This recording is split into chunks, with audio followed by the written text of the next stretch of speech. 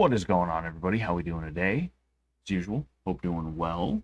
It is a Friday night, and we are doing our usual Friday stream. And I just realized I have to finish shilling the stream. I started up real quick because I started up a lot later than I wanted to.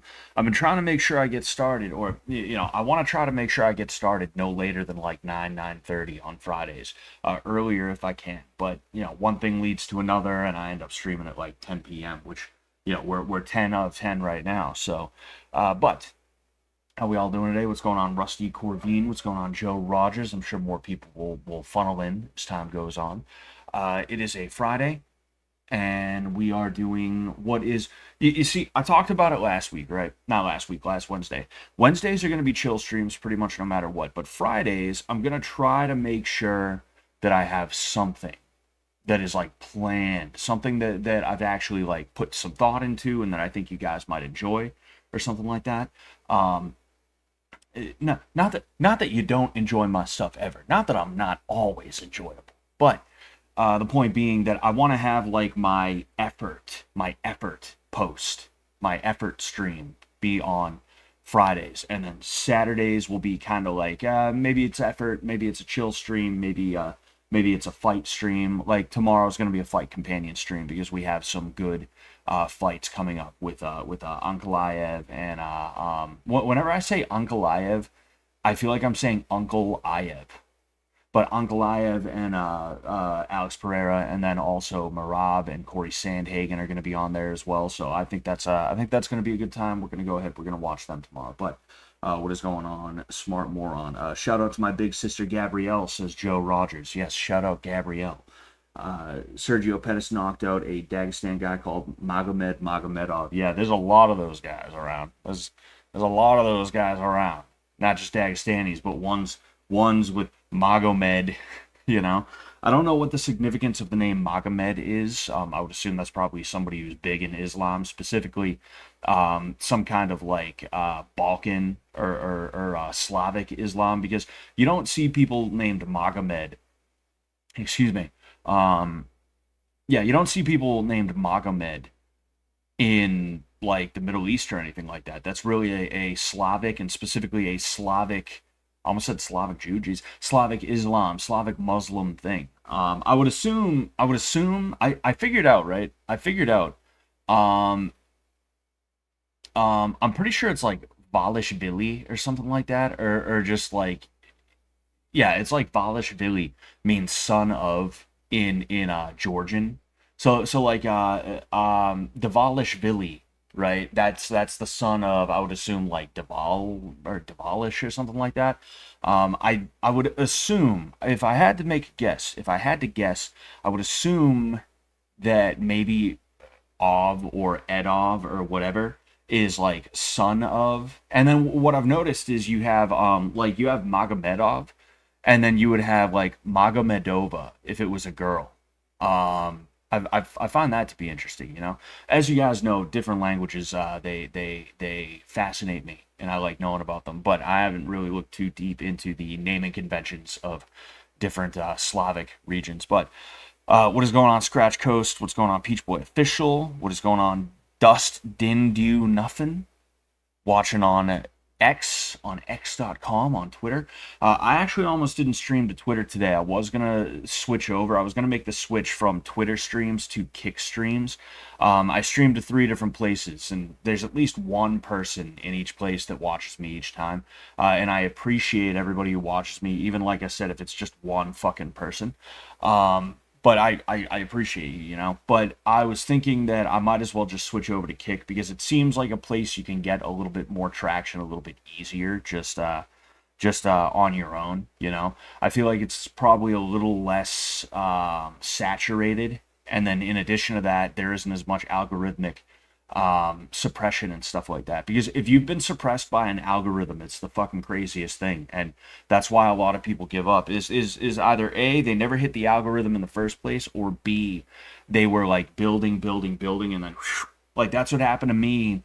Probably 6 months to a year into my channel, I was actually doing a stream, and I talked about guns, and I talked about how like you shouldn't just rely on guns and nothing else. You should have a little bit of hand-to-hand combat expertise, which is good advice. That's the exact kind of advice everybody needs. But when I decided I would clip that and make it into its own video, you know, just post the clip as you do.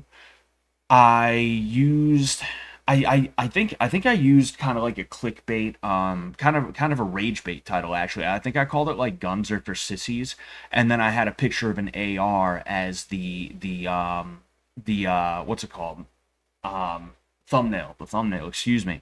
And I noticed after that, like my channel was starting to kind of do that. I went from a few hundred to like 1,000 to 2,000 views, right? And then out of nowhere, bang! I was lucky to get like a few hundred again, like religiously, and I was releasing some of the same content that was starting to get me slight more views. I won't say significant, but go a jump from like 2 to 300 to 1,000 to 2,000, right? Is like that's kind of a big jump for you to start making when you're doing a YouTube channel, especially when you're not adhering to like a certain pathway, because there's pathways to get big on YouTube. A lot of people say you get lucky. There is a luck factor to it, but it's not as much luck as you would think. And me personally, I just didn't have the time and the energy to like follow a specific pathway. So because of that, I was just like, whatever, I guess I'm just doing whatever I feel like with this channel. So like for me to have started to kind of gain a little bit of that traction, just to have the algorithm say, oh, he talked about guns, no, and then fuck me, that was like, oof, that sucks. That fucking sucks, you know? I'm not in it for like the views on that level or anything. It is what it is. Like, if I don't get any views, I don't get any views. In fact, my views have been steadily declining for a long time. I do this because I enjoy it, but also it would be nice to get more people, because the more the merrier, you know, the more the merrier. But I've hit the algo like 5 times. Yeah, it's frustrating. It's frustrating. And yes, I would appreciate if anybody who's here would like the stream as well. I would appreciate that. This is a fight stream. Whenever you are fighter your demons, which is fighting your demons, which is all the time. Yeah. Oh fuck, what was I gonna say? What's going on, Heath Holloway? Fuck, what was I gonna say? I was gonna say something. I forget what. Um, hmm. Damn, must not have been that important. Either that or it was, and it's gonna eat me alive. But yeah, so tomorrow though we will have a fight companion stream. Okay, tonight is going to be something that I haven't done in a long time actually. Probably a year and a half to 2 years ago, I decided I would do some jailhouse recipes. And what I mean by that is if you go to jail or prison, they have something called commissary, and it's kind of like commissary is just excuse me, it's outside items that you're able to purchase, like say certain deodorant, shampoo, and then there's also food items. What these dudes who have nothing else to do in prison other than just sit around and think, what they end up doing sometimes is they end up uh, creating recipes based off of the items that they're able to get. Oh, excuse me. Jeez. Anyway, and I have done a couple of those streams. I actually discovered a recipe that I did wrong. I completely screwed it up, but it was like I failed upwards. You know, I fell upwards instead of downwards. I uh I um I don't know how to describe it. It was supposed to be Oreo brownies, but the way I made it, it was less Oreo brownies and almost like Oreo butter. If I'm being honest here, or like almost like an Oreo mousse or something like that. I don't know how I describe it, but I do plan on making that tonight. But in addition to that, I'm also going to be making. Actually, I don't know. I might make it tonight. I don't know if I'm going to eat it tonight. I'll be honest with you, because I'm, everything else considered. But anyway, uh, it. Sorry, I'm I like I'm trying to read people's stuff and I'm blanking. on what I'm trying to say at the same time. So I'm like, I gotta focus on one thing at a time. But I'm gonna be attempting to make. I called it a milkshake. It's really more like an ice cream sundae. I figured out, or not, I figured out, but I found a guy. This is the guy who I get all my ideas from. In fact, I guess I should show you guys who I get my ideas from. Um, it's this dude right here. This is the dude who he starts all of his shit by going, "Hey, Bunky," right? We'll go ahead. I don't know what. Oh, damn, he's making prune. Oh, fuck, that looks terrible. That looks awful. Man, you want to throw in on it? Oh, hell yeah. All right, just save your fruits from chow. I got you, no doubt. All right, for sure then. I got you. That dude's high as fuck here. Like I always watch this dude's shit. Ketchup. Oof. It's the ketchup. Ooh, fuck, man. Yo, that looks terrible.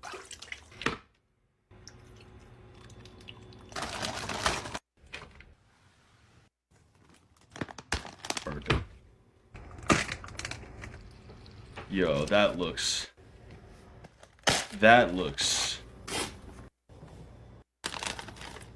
Yo.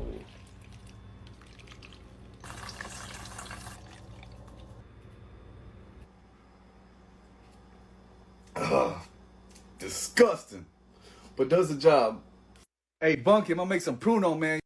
Yeah, like all that stuff together is bad enough, but what really gets me the most is the ketchup. If I find out ketchup is an ingredient in anything, I'm automatically like, yo, I don't know that I want to I don't know that I want this. I can eat something and enjoy it, and then when you tell me, oh yeah, there's ketchup in there, I'll be like, yo, I can't eat this anymore. I don't know what it is. There's just something about ketchup in mass quantities. I also don't like the smell of ketchup. If there's like a shit ton of ketchup, well, like I don't know, in a fucking bucket or something like that, for whatever reason you'd have like you ever have somebody like those crank ketchup things, and they do like 5 pumps of the ketchup as if like it's going out of fucking like style or something like that, and they have a giant pile that you can smell. They're sitting like over here, but you can still smell it. That's nauseating to me. That's so gross.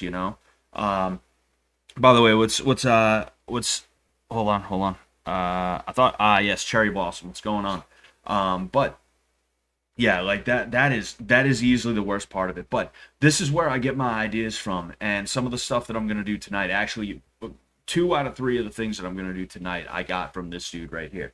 Not that he needs my help, not that I could even give him help. Fucking, he's doing a lot better than me. But I want to give credit where it's due. We are going to be making an ice cream sundae, and we're going to be making what he called a man-wheezy. Yes, a man-wheezy. And I am going to get started pretty soon. So it's a slightly different setup now that I have. Maybe when I do this in the future, I'll find a better way or a better place to set up. But you're not going to see me doing a lot of the work. I'm just going to be kind of doing it, and I'm going to be a little bit off camera, but I'm going to be showing you like the progress and stuff like that. I have one moment. I got a couple of these bad Larrys. One of these bad Larrys too. Very, very. You guys know and love this thing. It's like $16 hot plate, dude. When I was living in a rooming house, it was mad peace, because even though technically by law we weren't allowed to have hot plates, nobody followed that rule. So I got a hot plate and I got a toaster oven, and I was able to cook almost everything that you would cook in a regular oven. It's not like I'm cooking full chickens or anything like that. And if I wanted to cook like a frozen pizza, like a DiGiorno, I had to bring it downstairs because we had a communal kitchen. But I could cook like 99% of what you could cook in a kitchen, just chilling there in my room, not having to leave, and that was peace. I miss cozy. I feel like the world is not as cozy as it used to be, and that's not because the cozy is gone from the world. It's because cozy is gone from my life, and I'm trying to find a way that I can set my life up so that I can still get a little bit of cozy every day. There's it's Yeah, it's nice. It's nice. But whenever I see the hot plate, I think about that. You know, I had a better hot plate than that. I had like a double hot plate. I'd be cooking like some kind of broth on one, and I'd have a like steak or something like that on the other one. I'd throw them together. I'd make like a noodle soup or something like that with beef and carrots and other shit like that. It was mad good. It was mad good. But anyway, um, heck, a wholesome tank. Just don't swing those chickens over your head, bro. Hell yeah. Mr. Dew, Mr. Dew. What's going on, Adderall X guy? By the way, I saw you said you were in um uh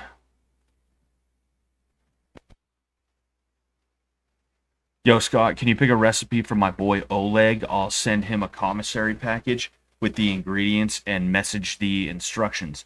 Um, huh? Yeah, I don't know. I mean, what is your I'm locked up. what is your boy like? Is the question. Is the question, Rusty? You know, you ever had them hard small cookies under hot water? Nah, I don't think I ever have. Jailhouse recipes are crazy. People put the most crazy shit together when I was in. Yeah, like you have nothing to do but just sit around. Like, not that I would know, but like I could only imagine you're just sitting there doing nothing. Like that's what forced me to kind of learn how to cook a little bit better. One, I was always kind of interested in cooking, right? But it would come and go where it's like, well, I feel like cooking pancakes today, so I'm gonna cook pancakes when I'm living at my parents' house. But like, if I didn't want to be like sad eating whatever I'm eating, I had to kind of learn how to cook like all right. And I'm not a bad cook now. I'm not great, you know. Gordon Ramsay would probably not be very proud, but I'm I'm good enough. I'm good enough, damn it. Plug this bad mamma jamma in. I hope it works. I haven't used this thing in a long time. I just hope it works. Oh, yeah. Uh-huh. Oh yeah. Oh yeah, that works. That works. That definitely works. Scott Ramsay, Scott Gang Puck. Um oh man. Sit down when you pee, says Heath Holloway. Well, I already do that. It's okay. I didn't shit for the first 6 days in jail. Yeah, yeah. Like that's not that I sit here thinking about going to jail. Although I did look into the TV show 60 Days In. I did email A&E to see like what the deal with that is. I don't know if it's been canceled. I don't know if they just haven't renewed for a new season. I think it was released every summer because I can remember I I guess at this point it was 2 summers ago, but summer of 2024, I can remember wanting to figure out what the deal with that was. And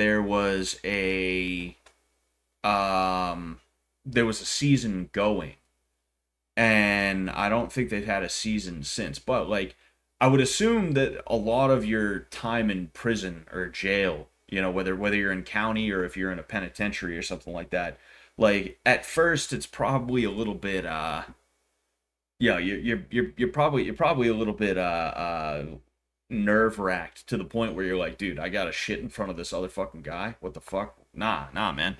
I can only imagine. I can only imagine. Um,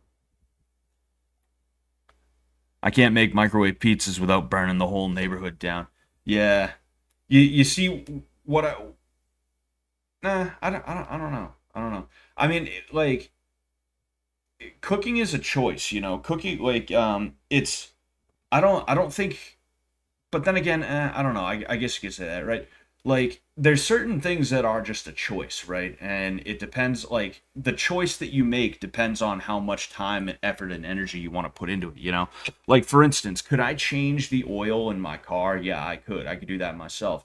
But I don't want to for a couple of different reasons. It's just not worth it to me to do it myself. I'd rather pay money, even if it's close to like $100, to get my oil changed.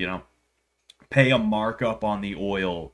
I know there's at least like a 20 to 30% markup on the oil, as opposed to if I was to go to the fucking store and get it myself.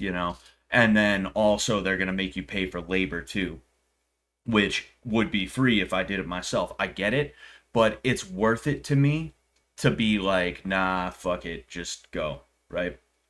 Like, do it for me. Oh, interesting. I forgot to put my earbud back in my thing, but like cooking is one of those things where it's kind of hard for you to not be able to do it right, you know? And it's a choice whether or not you want to be like halfway decent at cooking, you know? You just got to put the effort and the energy into it, you know? Um it's not complicated.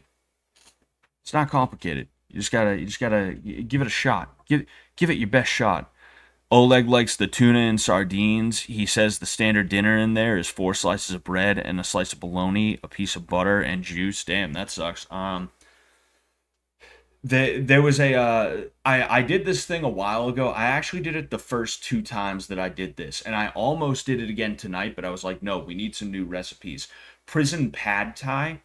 It's like and it's actually not as bad as it sounds, but you get ramen, you get peanut butter. Um I would assume you could do either, but people have told me to do crunchy peanut butter, so with the peanuts in it. And then you do like tuna. You can do pepperoni stick, Slim Jim. You know what I'm talking about. And then there may have been like a couple other things in there, but prison pad thai might be all right for him, depending on whether he likes ramen noodles or not. And oh yeah, sriracha. There's different stuff in there. It was not nearly as bad as I expected it to be. I actually, now that I think of it, I kind of miss it, or not miss it, but I kind of wish that I did it. But anyway, um, so uh, I have to I have to get some of the stuff ready. I just realized. I just realized I got a bunch of random shit around too. My room is much smaller than the old one. Um, I'd say it's about like 25 to 30% smaller than my old one. So it's a little more cramped, which means that my area is cramped, which is really fucking annoying. That is really really stupidly annoying. But anyway, I have just like shit that I keep telling myself, dude, I'm gonna find a place for this and it's gonna be its forever home, and I just don't. I just fucking don't. Um,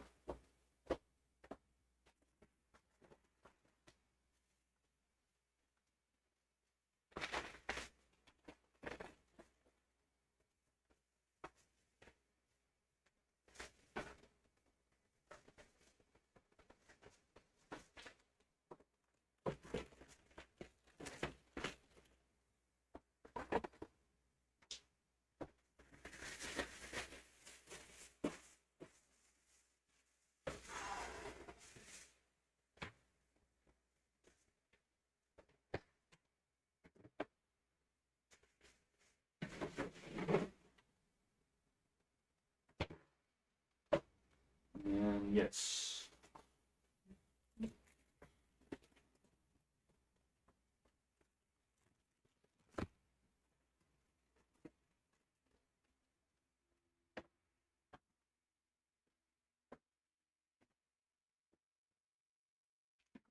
Okay, so we haven't even started yet, and I'm already fucking something up here. I went to a Walmart to get this stuff before this, and I was literally like, I got home, I started setting up for the stream. I went to Walmart, and some of the stuff that I needed, I couldn't find in the Walmart. And every single fucking Walmart employee around where I am is some kind of fucking Caribbean. So because of that, they not only don't understand English very well, but they have very poor manners, and they simply do not give a shit about anything. And because of that, when I asked somebody, "Excuse me, could you point me to where pickles are?" He's like, "Yeah, down there," and he kept on fucking walking, right? Not like yeah, come on, I'll show you. Just kept on fucking walking. And then I'm like, all right, fucking, this is weird. Whatever, bro. So I start following the guy. Maybe I wasn't sure if I was following him or if he was just like, yeah, down there, fuck off. And then he just went on his merry way. But we got to a certain aisle and he pointed down there and he's like, down here, it's right there. And fucking when I get there, there's no pickles. There's no fucking pickles. So like that happened 2 times. I asked 2 different people before I was just like, you know what? I guess I'm not getting pickles. And there was like one other ingredient that I was like, fuck it, man. I don't give a shit, you know? So you guys, you know what? I think I can give you guys a preview. I think I'll give you guys a preview, right? You guys are about to see what is going to be the fucking gnarliest thing that you know, this is going to be the gnarliest thing. And I'll read what you wrote in a second, Heath. I just want to show you guys. Hey, Bunky, This is going to be the gnarliest fucking thing that I am going to try and make. I'm gonna make a hot, cheesy man wheezy when we get in from yard. You think you don't want some? I'm gonna have to take some of my heartburn pills. But yeah, I'll take some. All right, for sure. I got you then.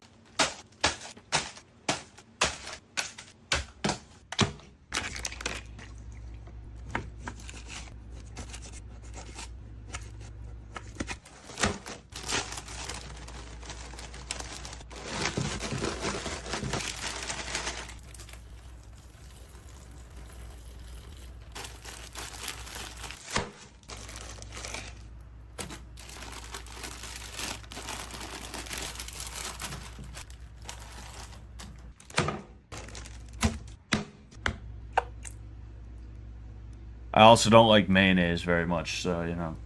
Mayonnaise is another one of those things. Hold up. Oh yeah, the pepperoni. The pepperoni. Take a look at this. This is what I assume comes out of Satan's asshole. This is what comes out of Satan's anus.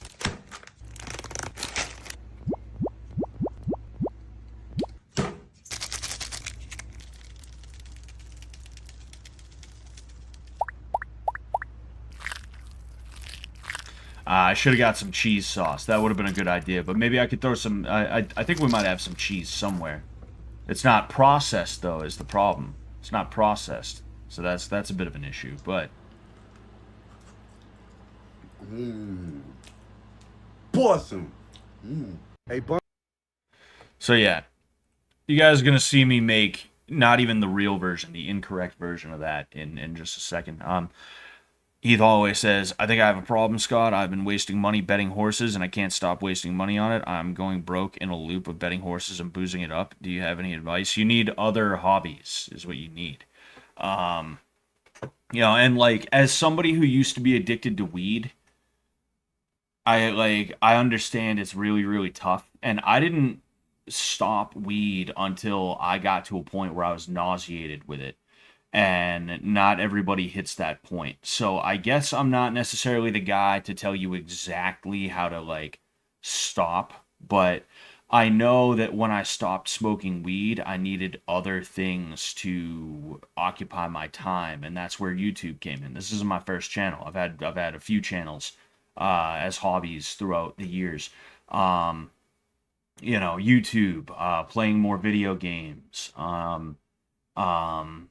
and there were other things too, you know. There were other things too. Cooking, you know. You got to find a hobby that you can utilize to drown out any and everything else. You know, the booze thing is what it like the thing is, gambling can put you in a really, really, really bad spot if you're not careful. You know, that's personally why I don't gamble. Not because I'm even like I have an addictive personality towards gambling. But because I just know that like gambling is shitty, you know. I started doing that Kalshi shit, not realizing that that's like a big, like I think South Park was lampooning Kalshi and Poly Market and stuff like that. I wanted to get into that, not realizing that that was like a hot thing to do right now, that everybody's doing it. But other than that, like it's like I throw $10 on something and I lose, and I tell myself, why the fuck did I even bother with that, you know? But like, really, you have to occupy your time with other things. Be very careful with the booze aspect, because it takes a lot to get addicted to alcohol, to become an alcoholic. But when you're an alcoholic, it gets real bad real quick. From what I understand, you start doing some shit, you know. But um, gambling, I don't have as much of not that I'm an expert on alcoholism, but like I don't have as much of an understanding of gambling as I do alcoholism. I would just say like find another hobby, you know. And if it's gambling, like even if it's like a gambling based hobby that doesn't include money, it's like fake slot machines or something like that. Like that's, I feel like that might be better. Maybe. I mean, you're not betting real money, you know. I like you gotta be careful as to what you get involved in. And like I was the same way, like I said, with weed and also AoE. Now, like comparing Age of Empires to alcohol and gambling is like, what the fuck are you talking about? But I had a similar feel with AoE, where it was always just one more match, one more match, one more match. I'll do one more match. I'll do one more match, one more match. And I would win or I would lose. If I won, I would get that high of winning. If I would lose, I would get like a certain feeling of like, oh, what the fuck, dude? Fuck that. I gotta play again and get a win, you know? Um, and eventually I just got to a point where I was like, yo, I'm like doing stupid shit. I'm saying stupid shit. I'm getting, like I said, I think last stream, which was not the greatest stream on Wednesday either. I'm kind of upset. I've had a couple of bad streams lately. I apologize for that. But um, I was like snapping at my wife because I was taking the like agitation from losing AoE into the world with me. And I'm not understanding why I'm snapping at my wife all of a sudden, and then I'm realizing like, fucking hey, dude, I'm an idiot. That was so stupid of me, dude. Why would I do that? You know? Um, just that would be my advice, is assuming you're not deep in the throes of addiction, whether it is gambling or alcohol, just find a different hobby, try new stuff, get new friends, ones that don't drink, ones that don't. And that's something I had to do, you know? Like I had a group of friends, there was like 8 or 9 dudes that I would hang out with. You know, you had group A and then group B, and then there was a couple of dudes who I'd hang out with one on one. We all smoked weed, all of us, you know. And when I stopped smoking weed, I had to like stop being around those people. I had to stop hanging out with them, you know. And that's just the way it is. Like you're gonna have to find new friends that don't drink or don't make you want to drink. In addition to that, you're going to have to find hobbies that are going to eat your time up, you know, that are going to make it so that like you sit down to do this thing, you know, you're drawing, you're a drawer now. And by the time you're done drawing, excuse me, by the time you're done drawing, there's no time for gambling or whatever it is again, you know? If it makes sense what I'm trying to say. I know I'm kind of all over the place with this. You asked me a question and I wanted to help you answer. Just be mindful of whether or not you might have a serious problem. Not just like the problem that you seem to be describing now, where you're like, I just drink a lot and I gamble a lot. And, you know, I don't want to, but I kind of feel like I really want to. And it's kind of tough for me not to. Like, um, you know, just be very mindful to not fall deeper. And if you're already that deep in the first place, then I would seriously recommend like Gamblers Anonymous, Alcoholics Anonymous, or some other kind of program that's going to help you with that, you know. Other than that, and that's the thing too, is when you go through a program like that, one of the big things they're going to say is, hey, don't be hanging out with the people that you used to drink with in the places you used to drink at. Find other hobbies, you know, learn how to knit, play some video games that don't make you want to gamble or drink, you know, because that is one thing, right? Like I would love that like everybody who smokes weed loves to smoke some weed and then like play some video games and shit like that. Smoke weed while you play video games, you know? I used to wake up on a Saturday. My ideal Saturday used to be wake up, go to the gym, roll a little bit, come home and smoke weed while I play some video games. And that was just like my whole day. It was just playing fucking whatever game I was playing the whole day, you know? Like I had to replace that. All of a sudden my Saturdays were a lot more open now. And again, that's where things like not AOE, geez, fucking YouTube came in. Anyway, I think you get it. I think you get it though. It really does. Don't be an alcoholic unless you want to spend years of your life either talking to the state or enjoying drinks at 9 a.m. every day. Yes. Yes, indeed, Mr. Adderall. Yes, yes, indeed, Adderall guy. I agree. I agree. Alcohol is bad. Type of food that gives you an instant heart attack. Yeah, pray for me. Alcohol and meth are the two addictions that will seriously alter your body and brain, one slowly, one quickly. Yeah. I mean, all addictions, and you can become addicted to weed. I don't care what anyone says. We got to get this started. We're almost 40 minutes in. But you can definitely become addicted to weed. Don't ever believe anybody who says you can't become addicted to weed. You can. It may not be like a fucking heroin addiction where if you detox, if you quit cold turkey, you might die. I think alcohol is the same way. If you detox from alcohol, like if you quit cold turkey, the detox can kill you, to my understanding. But it may not be like those things, but like it's an addiction in the way cigarettes are an addiction. Cigarettes mostly are not a physical addiction. Yeah, like the nicotine and the cravings get you, but after 3 days, there's no more nicotine that's like in your system in that way. And because of that, it's all mental. It's literally all just a mental game. So the way people are addicted to nicotine is very similar to the way that people are addicted to alcohol. Excuse me, not alcohol, weed. Obviously there's differences in the chemistry and stuff like that, but it does alter your brain 100%. That is provable, you know, and it functions very similarly to a cigarette addiction, you know. Yeah, drinking makes me want to gamble and gambling makes me want to drink. I appreciate your feedback. Yeah, so you should probably avoid both of them then, you know. Oh man. I understand, you know,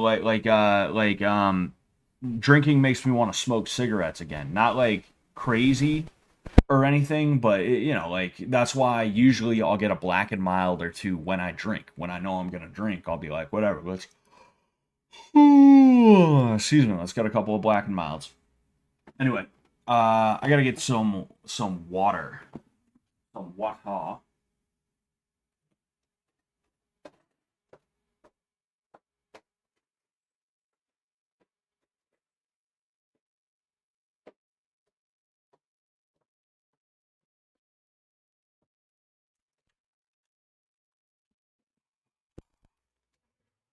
Oh, oh. All right. So, first things first. If I'm gonna make this man wheezy, I gotta pour out like a fair amount of these into a bag. That way, there's actually space in this bag to utilize it. Also, to here. No, actually. Yes. And then here. All right, we're in good shape. We're rocking and we're rolling. So I like every now and again I crave Cheetos, but I'm not really a Cheetos guy. That's just not my thing, you know.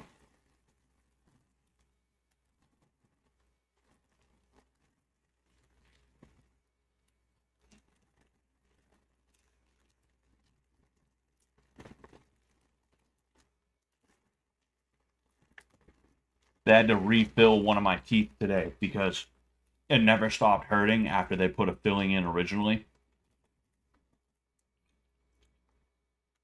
Excuse me. And it's not that bad right now, but like I'm afraid that it's gonna start hurting like a motherfucker at some point soon. Yeah. I think that's good.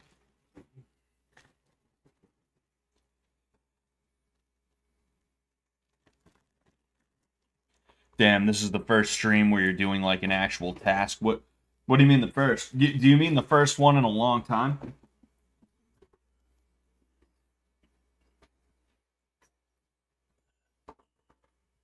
Best. If so, then yeah, it has been a while, you know. Life just like at the beginning of this year, not even the beginning of this year, just like the end of last year, you know. It's been a little over a year since I had to deal with some of the shit that I had to deal with one of my bosses trying to get me fired. Not for a good reason, but literally just because he didn't like me because I told him no once. I told him no to something that he wanted me to do that was unreasonable of him to ask of me and that I had a right to say no to. He wanted to see my penis. No, jokes aside though, like he wanted me to do something that I didn't want to do that I had the right to say no to. And when I said no, actually I can just tell you, it was working the summer. The summer of 2024, if I worked that summer, I would not have been able to do blood games. And that's part of the reason why I wanted to make sure that I didn't work the summertime.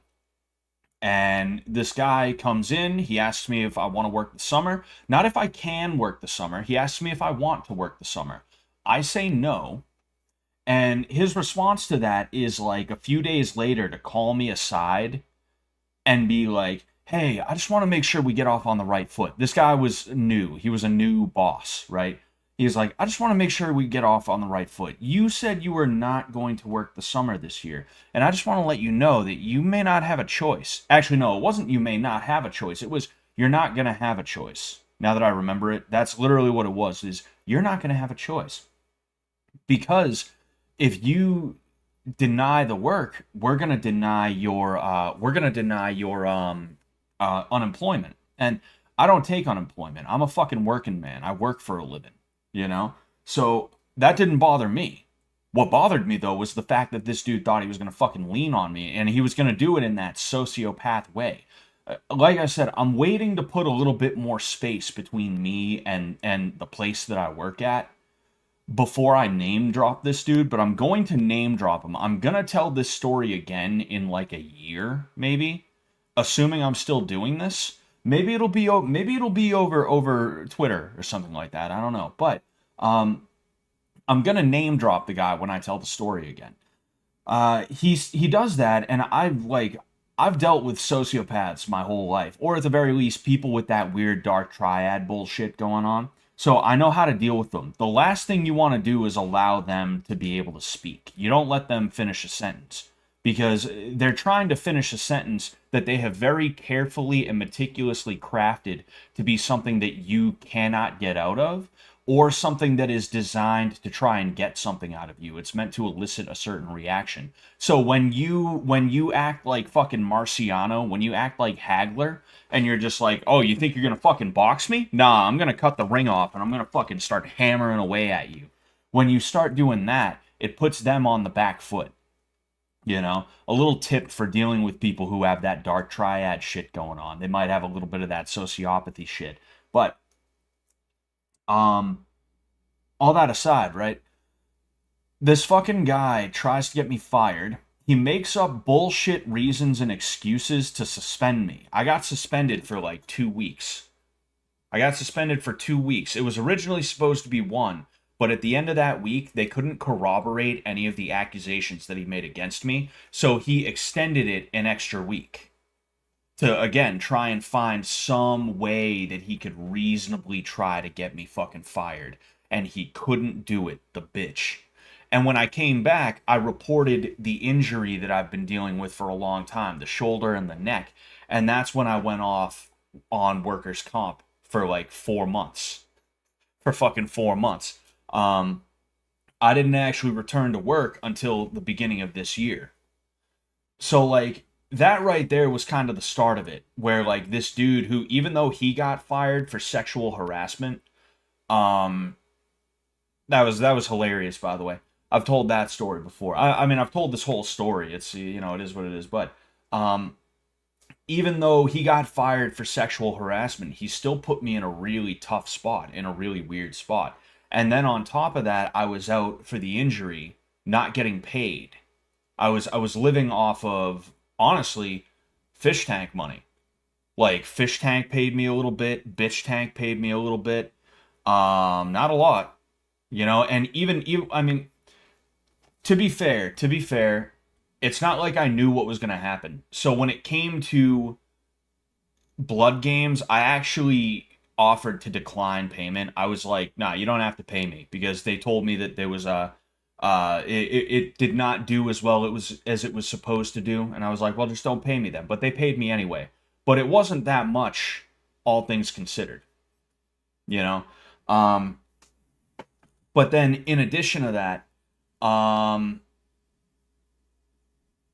Stream Stars thing, excuse me, like literally making money through Fish Tank helped me quite a bit. Then there was money from the gym, and then there was like I had savings and stuff like that. That was really tough for me, And then it just did not get much better for a while. I got back to work, so that was great. I started getting paid again. Got into a car crash. Got into a fucking car crash. Had to pay out of pocket for the fucking thing. It's just life. Life has been fucked up for me for a while, And part of the reason I talk about it so much is because I'm still trying to figure out what my next move even is. I'm a lot better, but I don't have the time or the energy to think about where I'm going from here. So I apologize if I talk about it a lot. It's because, truthfully, I don't tend to think about it because I don't have the time to until I'm sitting down here just talking about life with you guys. So I apologize. I don't mean to trauma dump or bitch about my situation. What I was trying to say with that was, life has been fucked up for me for a while. It's been getting better slowly. Things have been improving. But life kind of fell apart for me. The end of last year, the beginning of this year, And that's why I'm even fatter than I was before. I went from like 230, 240 to like 270, 280. And I'm now trying to get back down, Which is why I'm eating the man Wheezies. Speaking of which, I can talk and do this at the same time. I'm just boiling water and crushing some shit. But,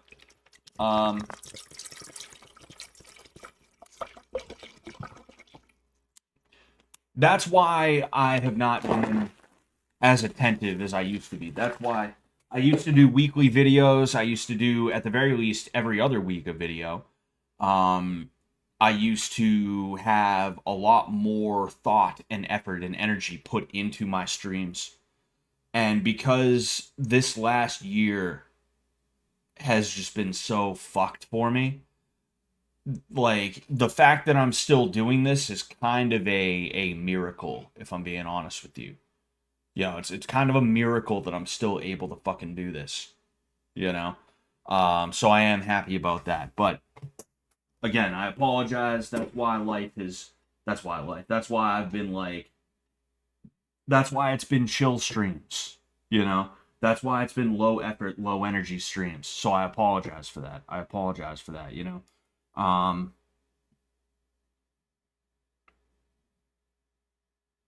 Okay. Wait a minute, says Dustin. No, but like alcohol creates a vitamin deficiency, a vitamin deficiency. Vitamin deficiency, and you get Wernicke's encephalopathy. The hell is that, Zach? What the hell is that? Scotterill Lagasse. What's going on, Pandemic Gameplay? What's going on, Tomifer? Yeah, losing weight sucks the older you get. And then also, I realized that like the times in my life that I've lost a lot of weight have been fight camps. It's been 6 or 8 week camps where 3 times a week I'm doing like wind sprints or very, very anaerobic, intensive workouts like circuits and things like that. And I don't want to put myself through that just for the sake of doing it. You shouldn't put yourself through a fight camp unless you have to, Like, it doesn't matter how good of shape you'll be in. It's like starving yourself. It's like a crash diet. You will overwork yourself if you're not careful. That's why dudes do steroids in the first place. Dudes aren't doing steroids, especially in MMA, to be like, well, that's not what they're doing it for. They're doing it because I should move this out of the way.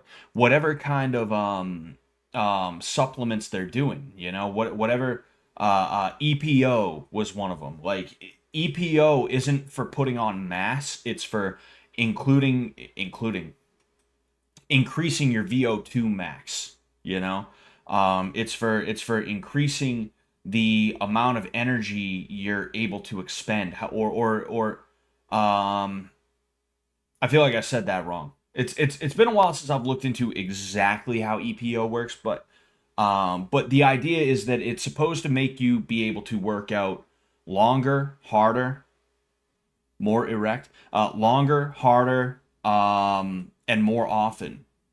You're able to recover a lot quicker. Your output is able to operate at a level that it would not without that drug. Um, so it's like there's no fucking way I'm gonna put myself through a 6-week camp of hell just so I can lose weight. That's like starving yourself. That's like eating like a can of tuna a day as a means. Oh, we already got some steam here. We're already steaming. We steaming. Speaking of which, I'm supposed to crush these up. But,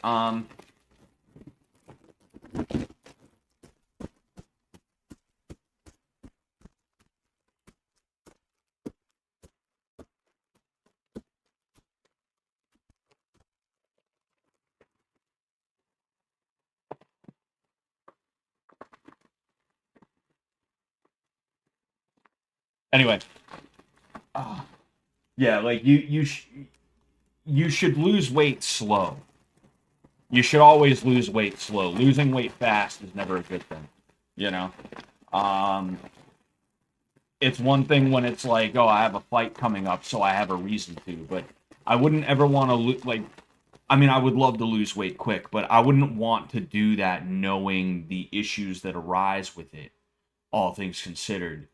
Um, Unless like there was that kind of reason, Um, hang in there, Scott. Times are hard for a lot of people right now. Oh yeah, oh yeah. No, I know what you're talking about, man. I know what you're talking about. And that's the thing too. Is like the last thing I want to do is bitch and moan. And I was thinking about it, and I feel like I do a lot of that. And I don't mean for it to be that. I don't mean for it to be bitching and moaning. I apologize if it comes off like that. What I'm trying to do is utilize myself as a cautionary tale, if anything.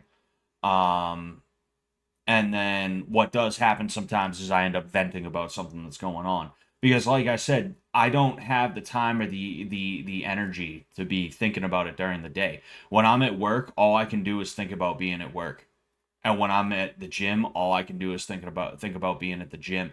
And in between there, the only thing I can think about is, okay, what other errands do I have? I don't have the time to slow down and fucking stop and take stock of my situation and figure out what I'm doing with my life. Oh no, oh no. Wow, that's really fucking stupid. That's really annoying. You see that? You see that? It broke. So, oh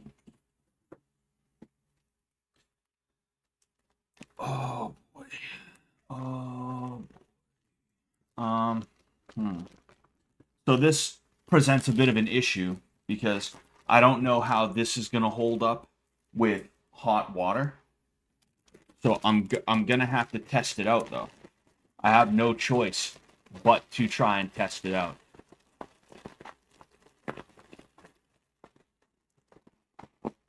Scott, I hope you get revenue for these. I get ass blasted with ads.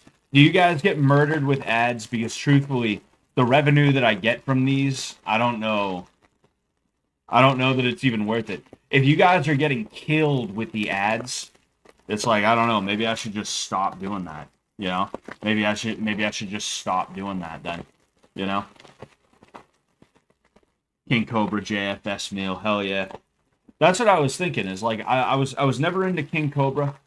You know, it was just not my thing.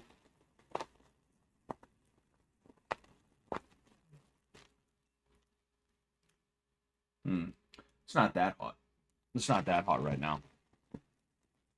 About an hour. Ah, okay.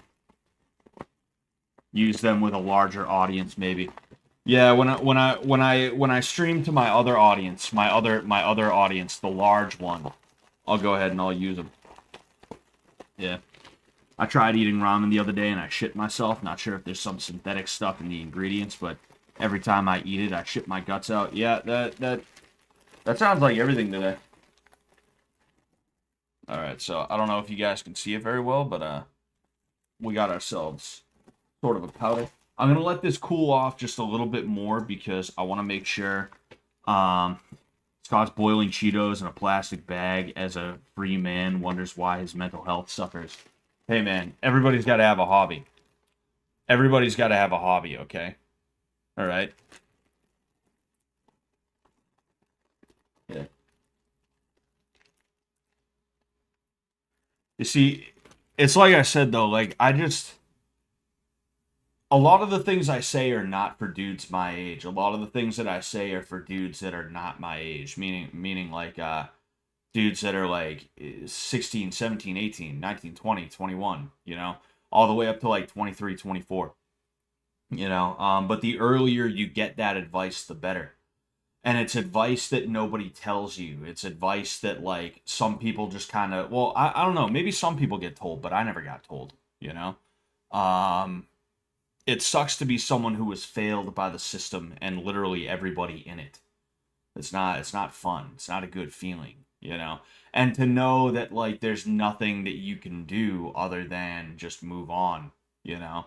It's not like a processing trauma thing.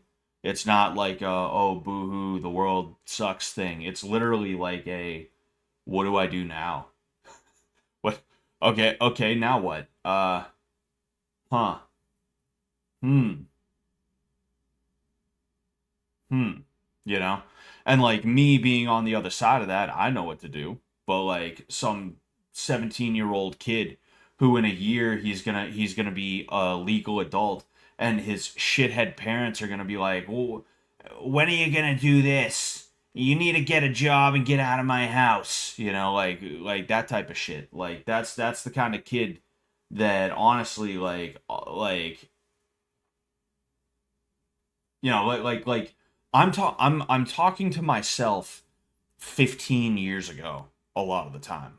I'm telling 15-year-old Scott what he needs to hear a lot of the time. You know? That like, yeah, you're right. The world is fucked up. There's something weird about it. And you got to be on your guard.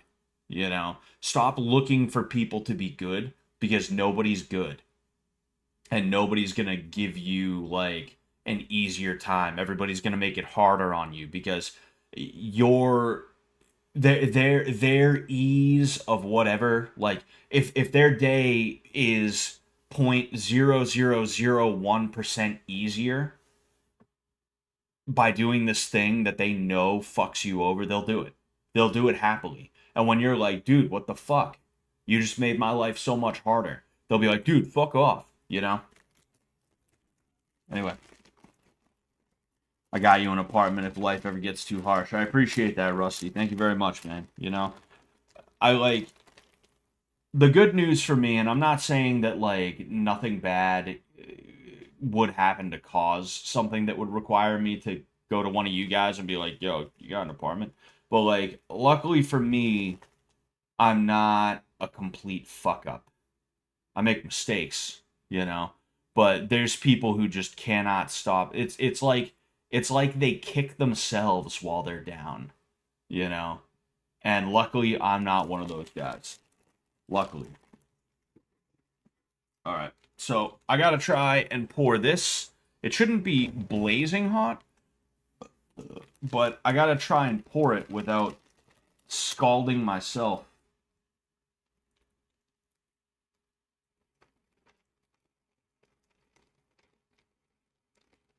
It's working so far. Oh my gosh, look at that. Fucking look at the oh my oh dude. That is that is that is this is heinous. This is wow. Wow. This is bad.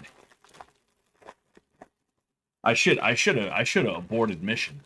I should have fucking aborted mission, guys. This is no bueno. No, no, no, no fucking bueno, dude. Holy shit. All right. Oh my. Oh boy. Oh gosh. Do you guys see this? Do you guys fucking see this right now?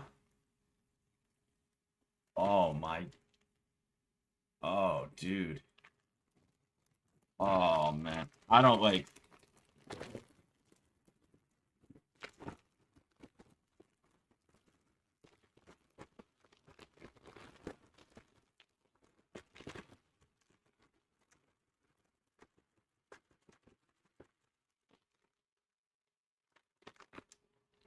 Uh,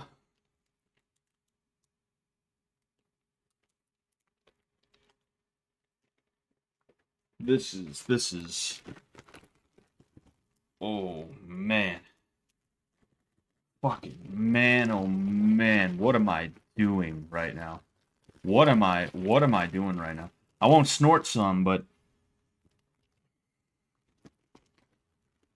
wow, this is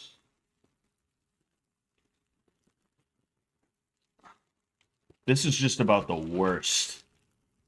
I don't know why I'm trying to see this through to the end, ladies and gentlemen. I think it's probably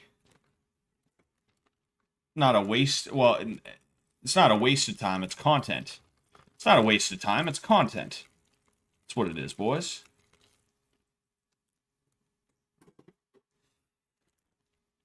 Oh yes. Oh yes.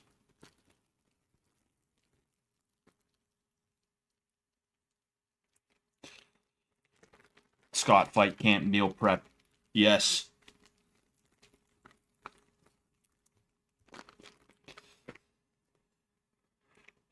All right. So now what I have to do is wait for it to, you know, kind of soften up a little bit.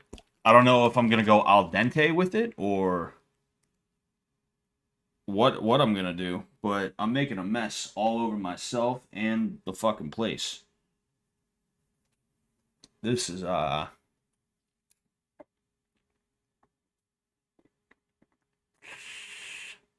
pretty bad. This is pretty bad. Pretty fucking bad. I don't even have the right bread for it. I gotta use fucking rolls. Gotta use rolls is what I gotta use. Man. Heinous is a good way to put it, dude. I think it's the only way to put it. Fucking ripe. Yes, Peach Boy. That's another great word. Ripe. This is yes. Oh man. This is what passes for food. But then again, I'm sure the regular prison scran that you get from the chow hall is probably not much better. Not much better. Boomers have no clue how rough it is out there today.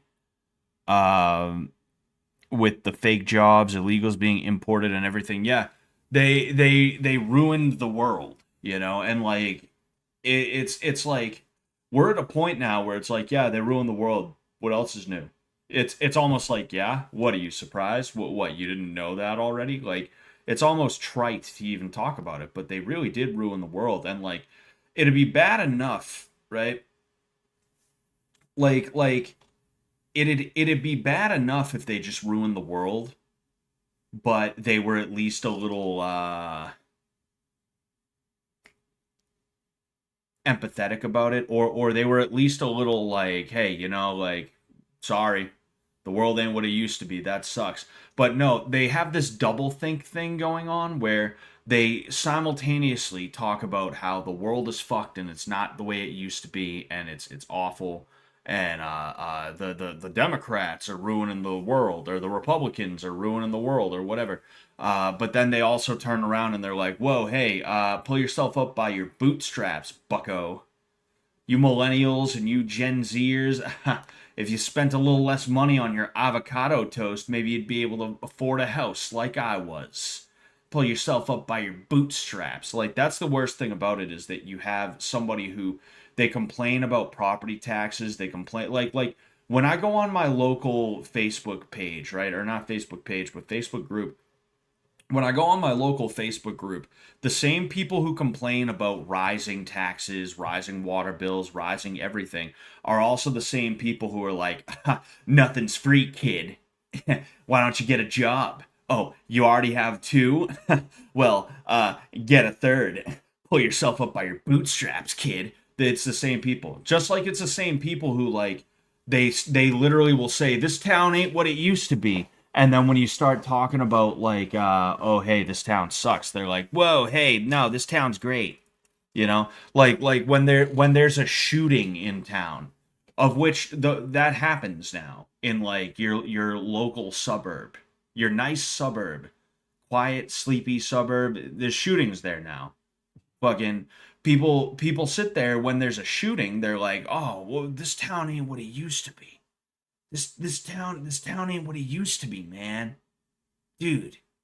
Wow, the world's just not safe like it was." And then when you sit there, you're like, "Yo, the world isn't safe because this town is corrupt and the people here suck, and the police are more concerned with locking up people who protect their property than the people who actually fucking, like, damage or steal the property or try and hurt people. And the schools are fucked." Like, when you start actually criticizing the pieces of the town that cause all of the bullshit that these people are like, "This town ain't what it used to be," to, all of a sudden it's, "Oh, what?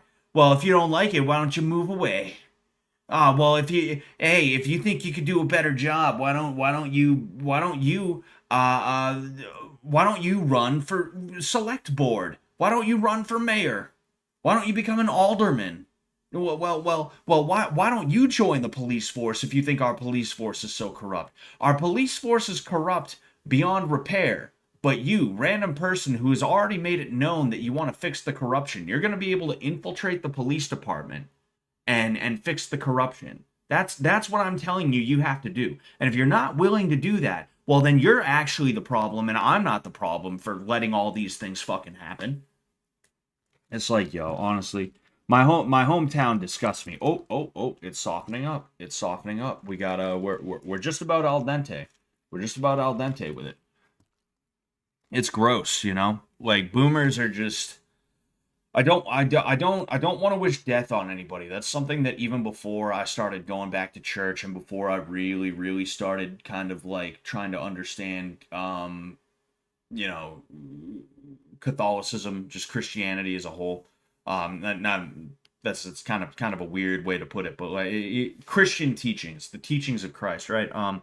Before I even, like, really started to want to try and understand them, I kind of had this weird feeling about, like, wishing death on someone.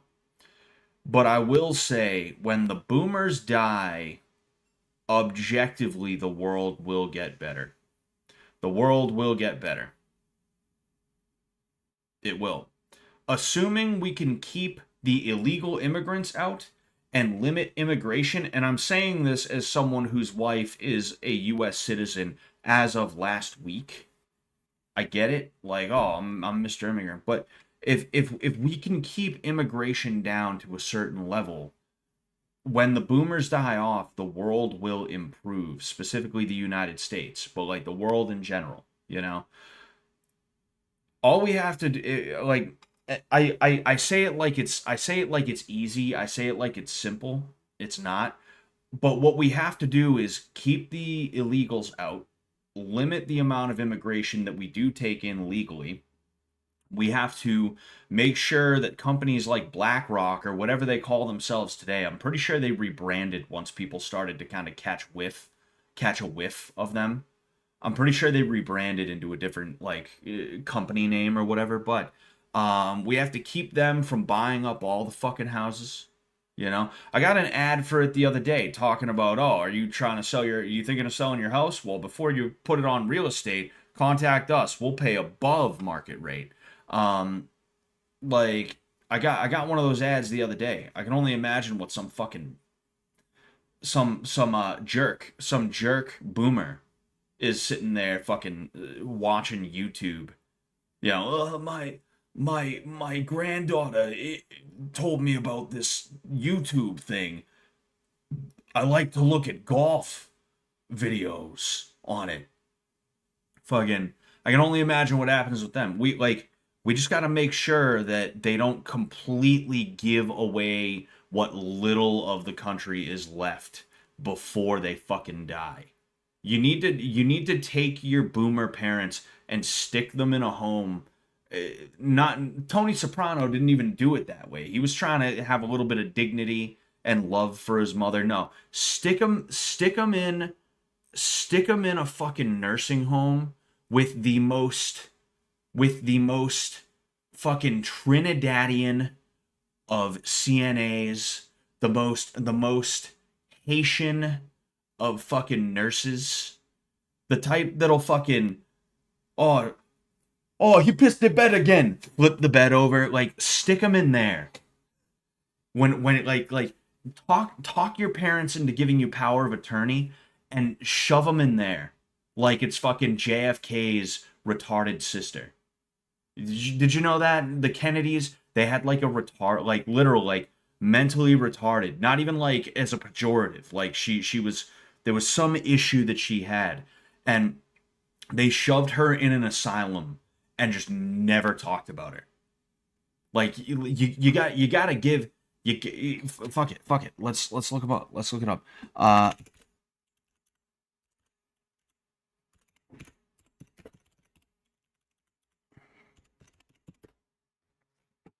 Rosemary Kennedy. I don't know if that's actually her. Ah, yes. Okay, you see, Rosemary Kennedy, the eldest daughter of Joseph P. Kennedy Sr. and Rose Fitzgerald Kennedy, was the sister of President John F. Kennedy, Senator Robert F. Kennedy, and Senator Ted Kennedy.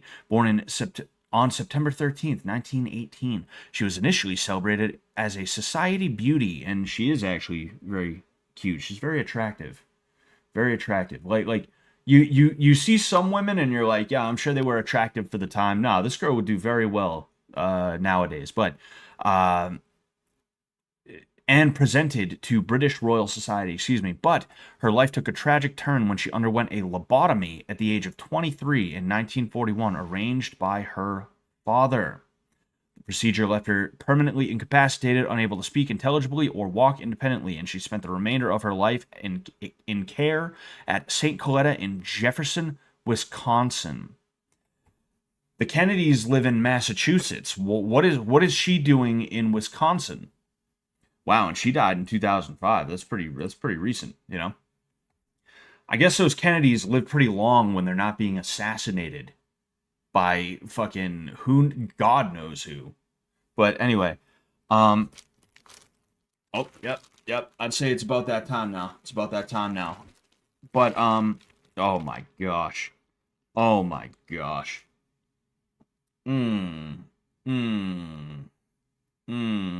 I'm gonna give that another second, and I'm gonna finish this point.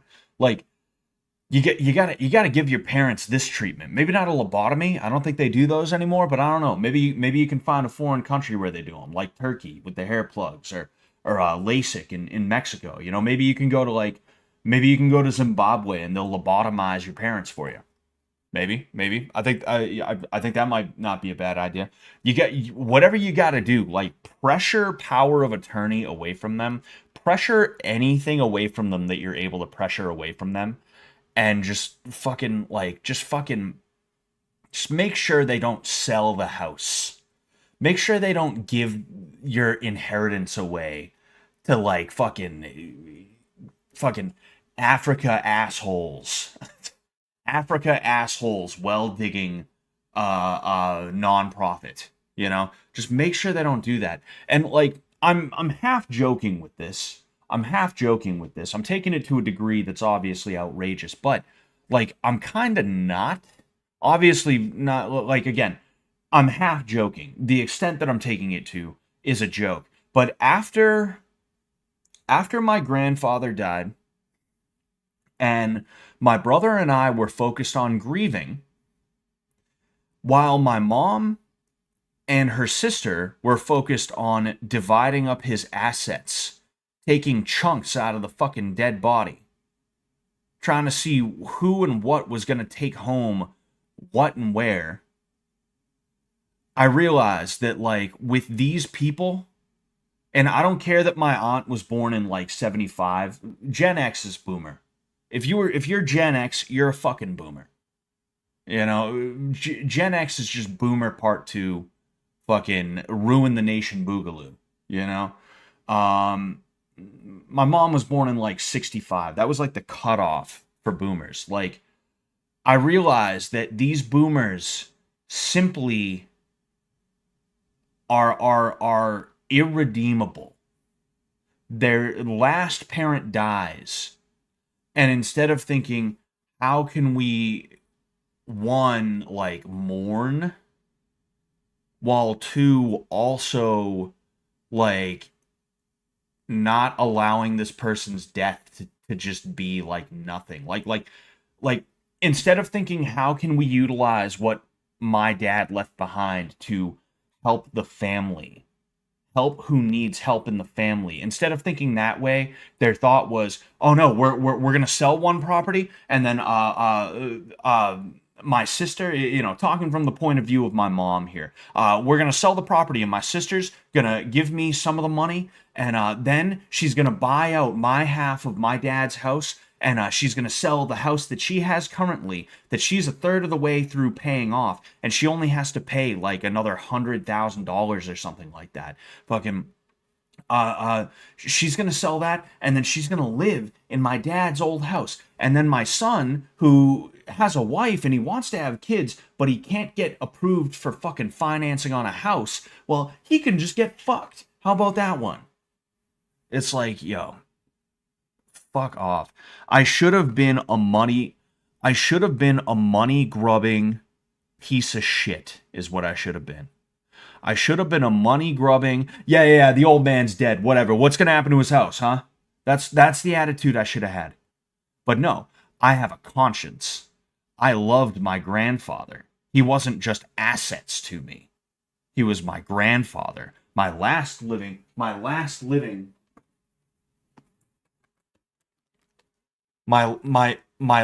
living grandparent right here. I loved that man like you wouldn't believe, and when he died, I didn't even think about what was happening to his house. Excuse me. Meanwhile, my fucking mom and my aunt, like,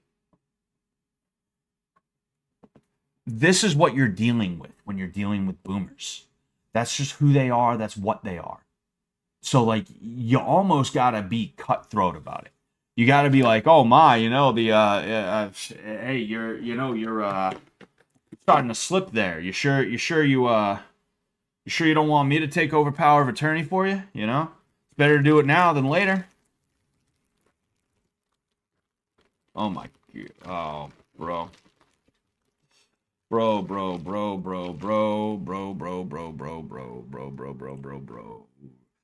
I very seriously understand that I'm not getting any inheritance from any of my many grandparents. All of it goes to rapists, murderers, and freeloaders. Yeah. You know, I'm sure God is gonna. I'm sure God is gonna like that one. I'm sure he's gonna be amused by that one. I'm sure he's not gonna get up there and have to have a talk with them about, hey, look, like, I said you have to honor your mother and your father. I didn't mention anything about honoring your children, because that goes without saying. And I can't believe you were doing that to your kids. What the fuck is your problem? Get down there. Get the fuck down.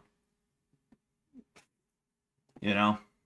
I'm sure God's gonna find that amusing, but look at this. Look at this, dude. It almost looks bad, but not bad at the same time. I'm gonna try a small bite I'm gonna try a small bite. Atheist space programming is programmed even the most Christian boomers and Gen Xers. Oh yeah, 100%. You know, I mean, I saw. I wish I remember what video this was because he made a lot of points that I had never even considered. Like for instance, up until Gen Z, every generation was just like the next iteration of boomers. So Gen Xers were boomers, millennials are boomers, you know? And I can see that the way he explained it, but one of the best examples that he gave was the way that rock and roll was so popular from Gen XGs, the boomers all the way to millennials, right? It was literally just like the boomers created rock and roll, and then the Gen Xers were like, we're gonna make our own version. It was just like boomer music all the way down, and like even like grunge and System of a Down. It's like it's just our take on boomer music is really what it is. It's not like anything special for us or anything like that, you know? Excuse me. Um, Hold on, I gotta try a bite of this. Oh my gosh, that's terrible. That's terrible. It's like slimy. Yo, that's rank. Man, what the fuck, bro? Anyway, yeah, like each generation from the boomers down was just like the next iteration of boomers to a certain extent. Um, it's just that the economy got worse each downward level that got taken. And it's like minds have just been poisoned for so long, you know? Oh, excuse me. Minds are they're just poisoned, you know? And every like the hippies and their consequences have been a disaster for the human race, you know? Um my boomer parents also disrespect death. I can empathize, yeah. I very seriously oh wait, I already read that one from Mr. Official. Mr. Peach Bro. Peach Bro Official. Um Scott, do you have to look up any of the pop culture name drops during Sopranos, Rockford, Ranger Rick, etc.? Um, some of them I understand, other ones I don't. Um, it's actually kind of like rap. Like there's like rap is a genre that is very topical, right? And what I mean is like other than just this like if you were able to read certain lyrics, don't even listen to the song. If you just read certain lyrics and you didn't know who it was by, you could tell what era it's from based off of the references it makes, you know? One of my favorite songs by Eazy-E, it's called Only If You Want It. It makes references to like Quick Draw McGraw, which is like I'm pretty sure it's a cartoon. Pretty sure it's a cartoon from like when my parents were kids, you know.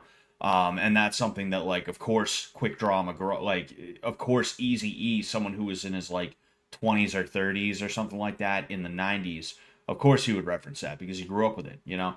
You got rappers that like they reference Hey Arnold, you know. Black kids really liked Hey Arnold. I liked Hey Arnold. I really enjoyed the fuck out of Hey Arnold, but black kids really liked Hey Arnold. I don't know what it is about Hey Arnold that they like, but you can find a lot of black dudes that are like, oh yeah, I watched the fuck out of Hey Arnold when I was a kid, you know. Hey Arnold was like a formative show for me. But anyway, so all right, I'm gonna try my best to salvage this in whatever way that I can.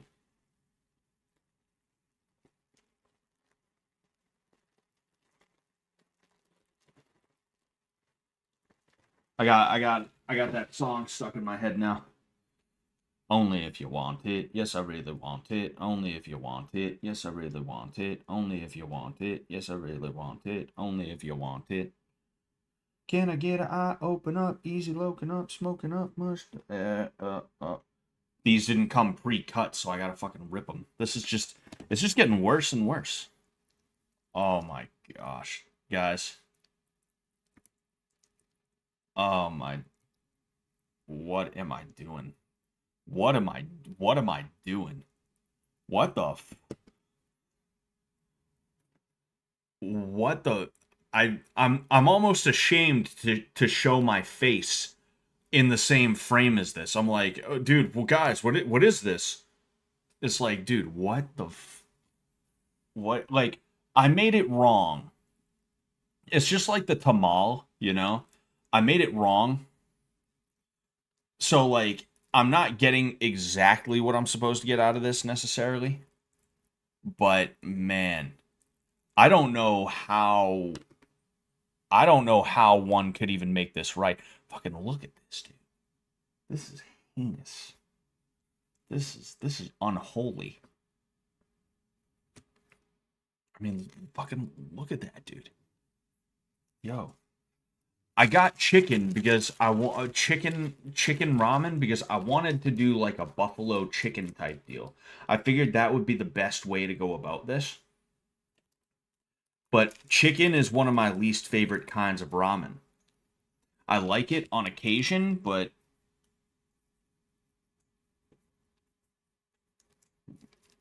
oh man.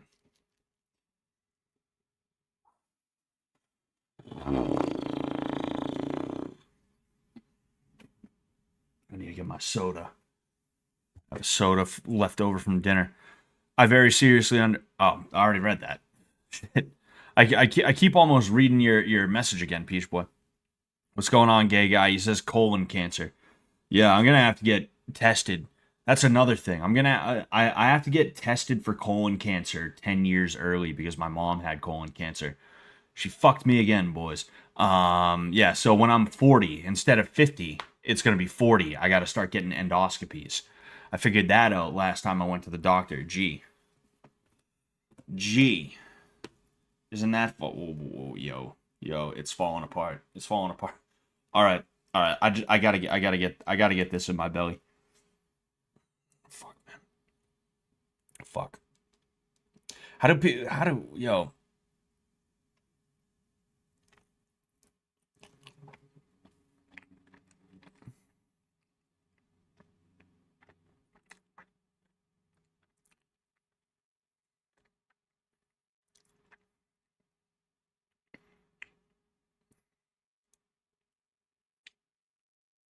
I'm gonna take more than one bite, but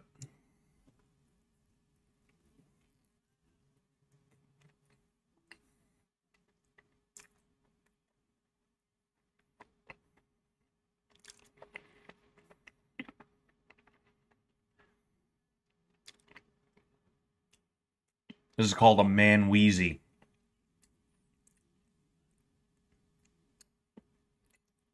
Pathological lifter says I want to tear out my spine when I get an ad.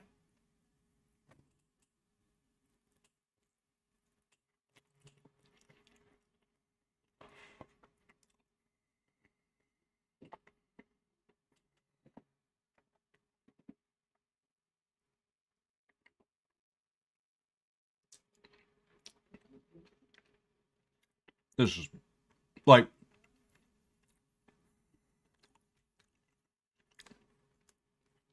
I got some of the chicken flavor and it actually improved it quite a bit. It actually improved it quite a bit. But what was I gonna say?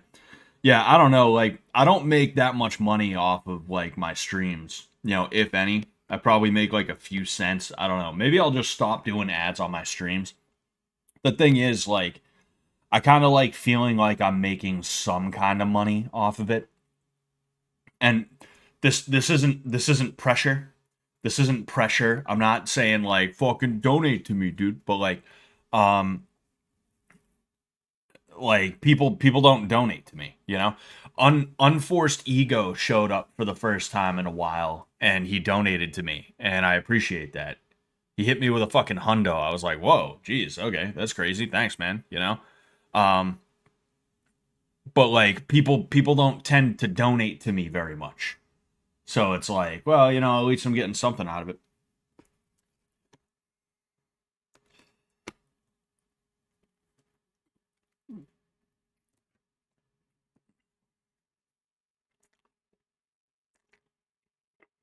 Can I shill Manscaped?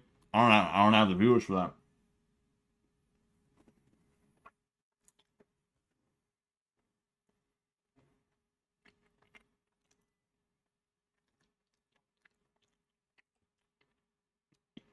It's called the Hot Cheesy Man Wheezy.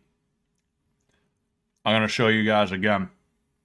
Funky, I'm gonna make a hot, cheesy man wheezy when we get in from yard. You think For you don't those want of you that some? just I'm gonna got have to here. take some of my heartburn pills. But yeah, I'll take some. All right, for sure. I got you then.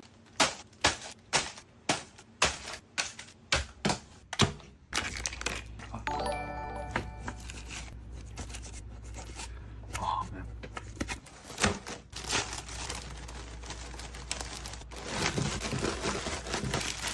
Thank you very much, Peach Boy, for the $10. He called it a guilt trip 10. I appreciate the money, man. Thank you very much. That definitely was not a guilt trip on my end, though. I swear. All right, like that's why I led with don't donate. I appreciate though. All right, I appreciate anything you guys do. But, like, I swear, I wasn't trying to e-beg there. That's one of the things that I do not want to be, is a fucking e-beggar. Alright? I don't want to be that. So, thank you, anybody who just did anything. You know, thank you people who just became members, and people who gifted members, and stuff like that. Thank you guys so much. You know, and thank you again, Peach Boy Official. You know? But like I said, I like don't feel like you got to do anything. You definitely don't. I'm not e-begging. I promise you. You know. Hey, Bunky, I'm gonna make a hot, cheesy man wheezy when we get in from yard. You think you don't want some? I'm gonna have to take some of my heartburn pills. But yeah, I'll take some. You white people wouldn't have your tasty food without us. Yeah. This guy seems okay though. You know, there's something about him that I like, you know. He seems like a cool guy. I'm gonna wash up because I mean, fucking look at this.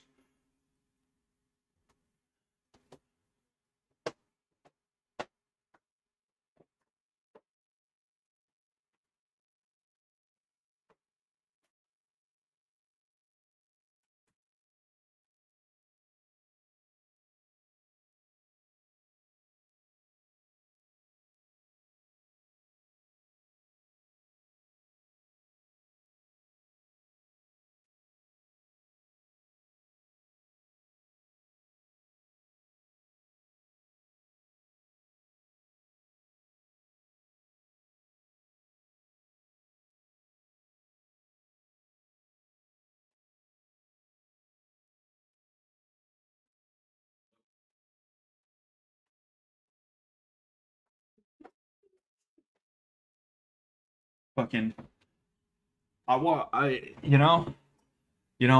out into my apartment and my whole family's home. Brother-in-law, sister-in-law, mother-in-law, my wife. And they're all eating fucking pizza. They all have pizza slices. And they don't tell me. No one's like, hey, you want some pizza? Instead, I'm sitting here eating the fucking cheesy man wheezy. They get the pizza.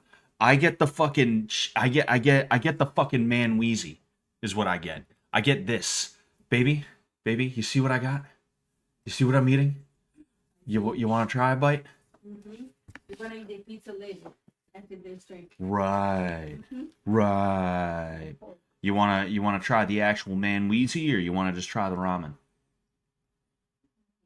It's shitty either way. All right. It is a little hot too. I'm gonna give you a really small bite, but you got it. Yeah, you know what? There. Like, take a bite from the end of it.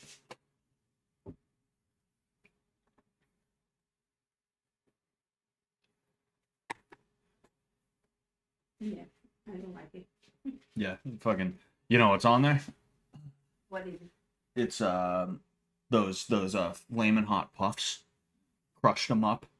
Then I had to pour water in there, and then I had. Oh man, it's coming back up. Fuck. Fuck, man. I had to take the brick of ramen, and after I crushed up the puffs and poured water in there, throw the ramen in there, and then coat it, and then wait for it to soften. Wait for it to soften. Oh, fuck. Yeah, I made it wrong, but I don't think it'd be any better if I made it right. It's supposed to have like pickles and pepperoni and cheese sauce on it. And it's just like, I feel like the more processed food you put on it, the worse it's going to get. Yeah. Oh, man. Oh, fuck. I think I had some gabagool left. I should have threw some fucking gabagool on there.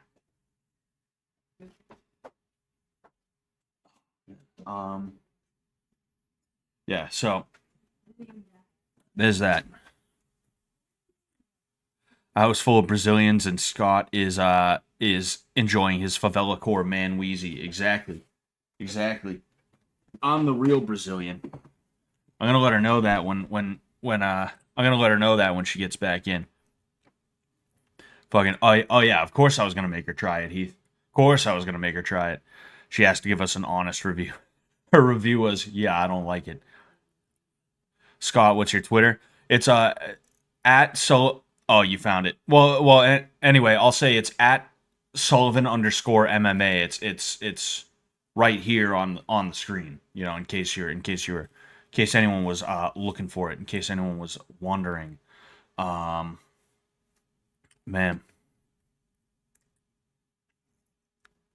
you're streaming and they're eating pizza. Whack. Yep.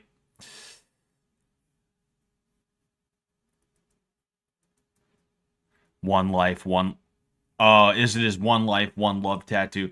Nah, he just seems like Alright, he for just sure, I seems got like you. like Hey, Bunky, I'm gonna make a. like you see it in the eyes, right? He's got honest eyes. He's got the kind of he's got like not from like a like no homo, right? But he's got those kinds of eyes where you're just like, I don't think this guy's like shitty. I don't think he's gonna go out of his way to hurt me necessarily. You know, I don't know what he was in prison for. I would assume he was in prison. You know, why would he give a shit about any of this stuff if he wasn't, unless he's, you know, an autistic fucking 30-year-old redhead. But it's like, well, I have a feeling he's not a bad dude necessarily. You know. Excuse me. How bad is jail for you if you have to make this slop? It's pretty bad, from what I understand. Didn't learn how to properly read until I was 14. Damn, that's crazy. Scott, when are you moving to Brazil to become a favela gang lord? Honestly, I'm moving out of New England probably sometime next year, unless some miracle happens and I'm able to get a house, and that house is not like ridiculously like expensive and shit like that, you know? Because like let's say I bitched at my parents enough and they were like, we'll give you some money for a down payment or whatever, right? Let's say they gave me like 20 to 30 grand, which I know they probably would have. Even like something like 50 grand. It's like, if I took 50 grand, if I was able to like save that up and like my parents gave me some cash or something like that, houses here are like 400 to 500,000 for like 1,000 square feet. Like literally, I saw. Oh my, dude, do you see it? I got the man Wheezy on my phone, bro. Ah, dude, it's everywhere. It's fucking everywhere, dude. What the fuck? But the bottom line is, like, if I can't figure out something up here next year, or if I move somewhere else in the United States and it is not significantly easier, there's a very good chance that I will probably have kids, go on like welfare or something like that, and excuse me, just try and save up as much money doing whatever it is I can to be able to go down to Brazil and like set up a life there that is a lot more leisurely, that is a lot easier, you know? Um, um,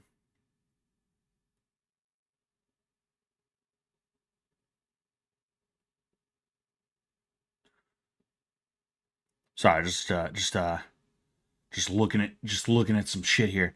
Oh fuck, what was I about to do? Fuck, what was I about to do? Oh yeah, I was going to Zillow. Because I want to get you the exact.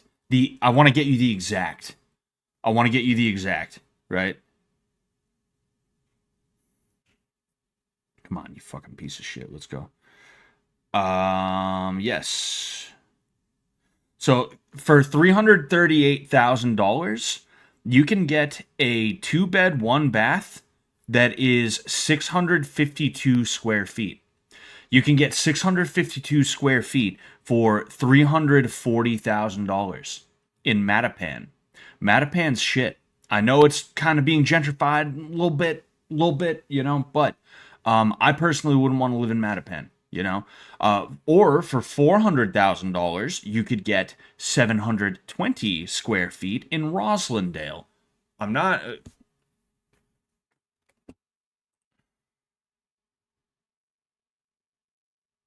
Look at that. I know it's tough to see. You know. Maybe if I'm too lazy to actually bring it up on my computer right this second, but like that's again, like that's what I'm fucking talking about. You move out of the city, right? Like let's say Brockton, right? Brockton's shitty. Nobody likes Brockton. You can get a 3-bedroom, 1-bath, 905 square foot condo in Brockton for $294,000. That is shit. Hey, downtown Brockton. You don't want to live in downtown Brockton. You get fucking shot. Fuck that. You know? Another one. 339,000. A little over 1,000 square feet. It's in Brockton. It's on the outskirts. You know? But again, like, that's too much. It's way too fucking much. You know? And I guarantee you, it's not a good house either. I'm not even like looking into it deep. Like, if I cannot, I will like, fuck that. You know, fuck that. Fuck any of that. If I paid $119,000 for 980 square feet, yeah, and even that's like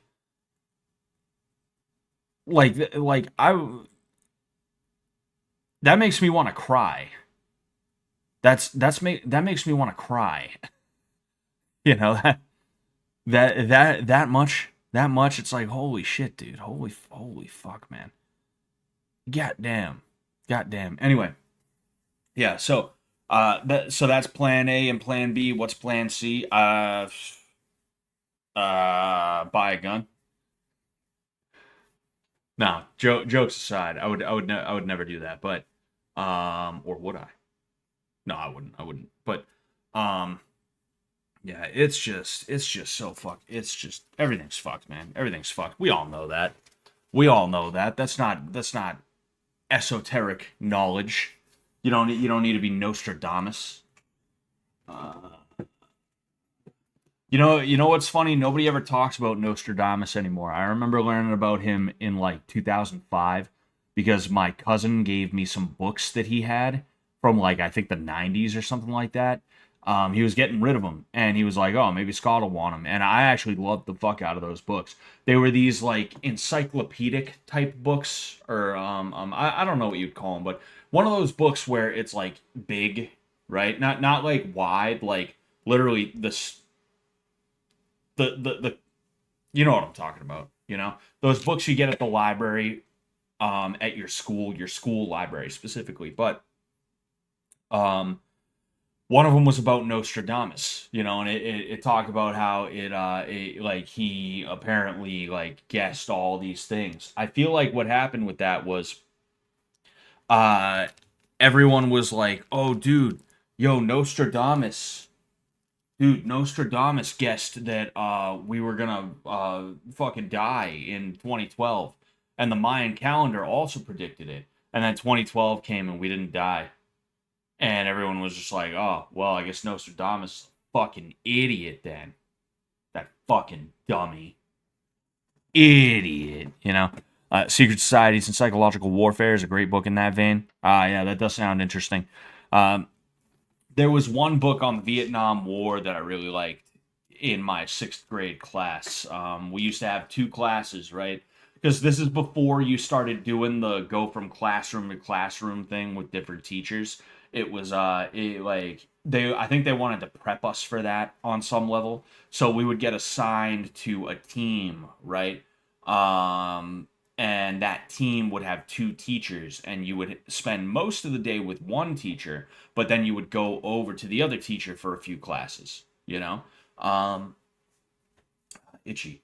When I was in that other teacher's room, when I was in the other teacher's class, I would read a book that was like that, you know? And it would show you like a lot of cool stuff. It'd show you like the weapons that they used and stuff like that. That was fun. That was cool. Anyway, no, Notre Dame is the funniest shit I read all day. Oh man, we actually did die in 2012. This is hell. Or did we all die in 2012 and live in hell now? Ooh, who knows? I read we were soldiers and saw the movie for my Vietnam class. Was that was We Were Soldiers, was that a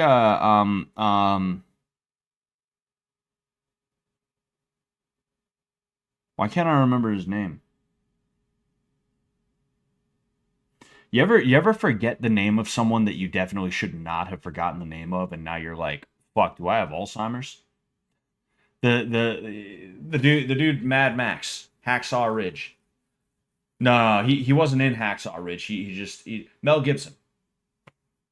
I really forgot Mel Gibson's name. What the fuck? Yeah, was Mel Gibson in We Were Soldiers, or did he have a hand in it in some way, shape, or form? I've never seen it. I've never seen it. You know? Yeah, it was Mel Gibson, Zach. Um, yeah, and Pathological Liar said it is Mel Gibson's Vietnam movie. Yeah, maybe I'll have to watch that then. I don't think there's ever been a bad movie Mel Gibson's made. Like people point out the way Mel Gibson does movies, specifically with The Patriot and Braveheart, where like there's a lot of nobody can do it except me in there. There's a little bit of Gary Stewing, if you will. Like I remember the first time someone pointed it out to me. We were watching Braveheart in, I believe it was a regular class my freshman year. I don't think it was a summer school class. I'm pretty sure it was my freshman year. I had a history class and we watched Braveheart. And my history teacher pointed out, like, you're gonna notice that like people can't do something and then William Wallace walks up and he's just able to do it like it's nothing. And there was one scene where it really clicked for me, where they're trying to use a battering ram to break down some walls. They're trying to break down a gate, and they just can't do it, you know. But then you see William Wallace run up and grab the battering ram, and they like nail the thing in one shot, and it's open, you know. And it was like, oh, interesting. But like movies like that can be fun sometimes, you know. Like it can be fun to be that way, because nobody is envisioning themselves as anybody but Braveheart in that. You know, like you're meant to envision yourself as William Wallace, or I always forget the name of the guy in The Patriot. You know,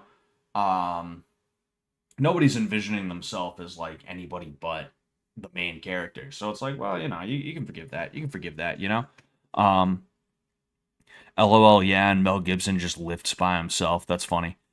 Get the Gringo is about him fighting an entire Mexican prison. It's kind of hilarious. Didn't watch all of it. Thank you very much, Heath Holloway, for becoming a member. I appreciate that, man. Thank you. Um, yeah, I'm gonna. There's a lot of movies and there's a lot of TV shows that I just have not watched. I'm finally watching Sopranos. Like I said, I like it. It's pretty good. I also got to get started on the ice cream. So I got a little bit of cleaning to do, if you will. I'm catching up on Sopranos. It's a good series. I enjoy it. I kind of can't stop myself from watching it, even though it's not the best I've ever seen. I want to see what comes next, and because of that, like I haven't been doing as much. I've just come home and watched Sopranos with the wife. You know, I actually, as a joke, I would like we'd be sitting there watching randomly, and I'd just be like, oh, I'd be like that, just randomly, like, oh. She'd be like, hey, baby, can you grab me a water? I'd be like, oh, get it yourself. Oh, fuck that. Get it yourself. You know, like just joking. And yesterday, I get an email from a bank app of mine. And as soon as I see the email, it says something that I was like not thrilled about. And I was like, oh, fuck that. And I was like, oh my gosh, dude. It's rubbing off on me. It's rubbing off on me. I'm doing it unironically now. Oh. Oh, that's not good. Oh. Oh.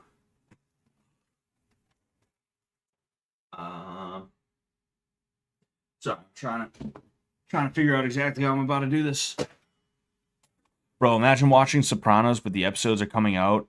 That show probably brought my shitty family together more than anything because we all hated each other and we weren't and we weren't being entertained.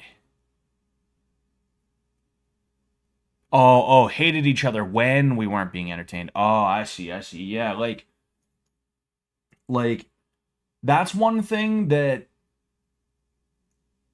I'm of two minds with. I have a little bit of double think going on myself. On one hand, it's like, yo, if I'm gonna watch something, I want to watch it all the way through. I want to watch the whole thing. I don't want to have to wait till next week, you know?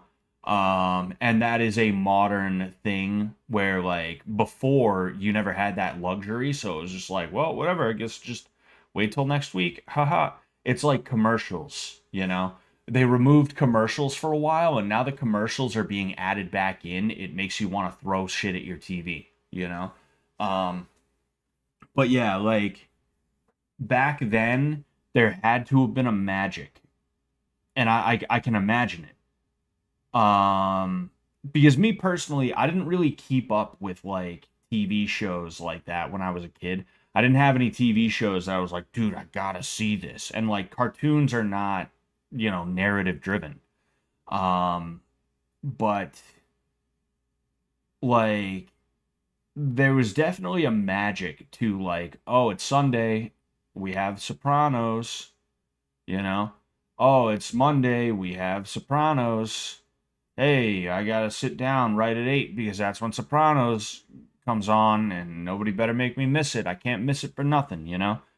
There's got to be something really, really nice about that, you know. Um,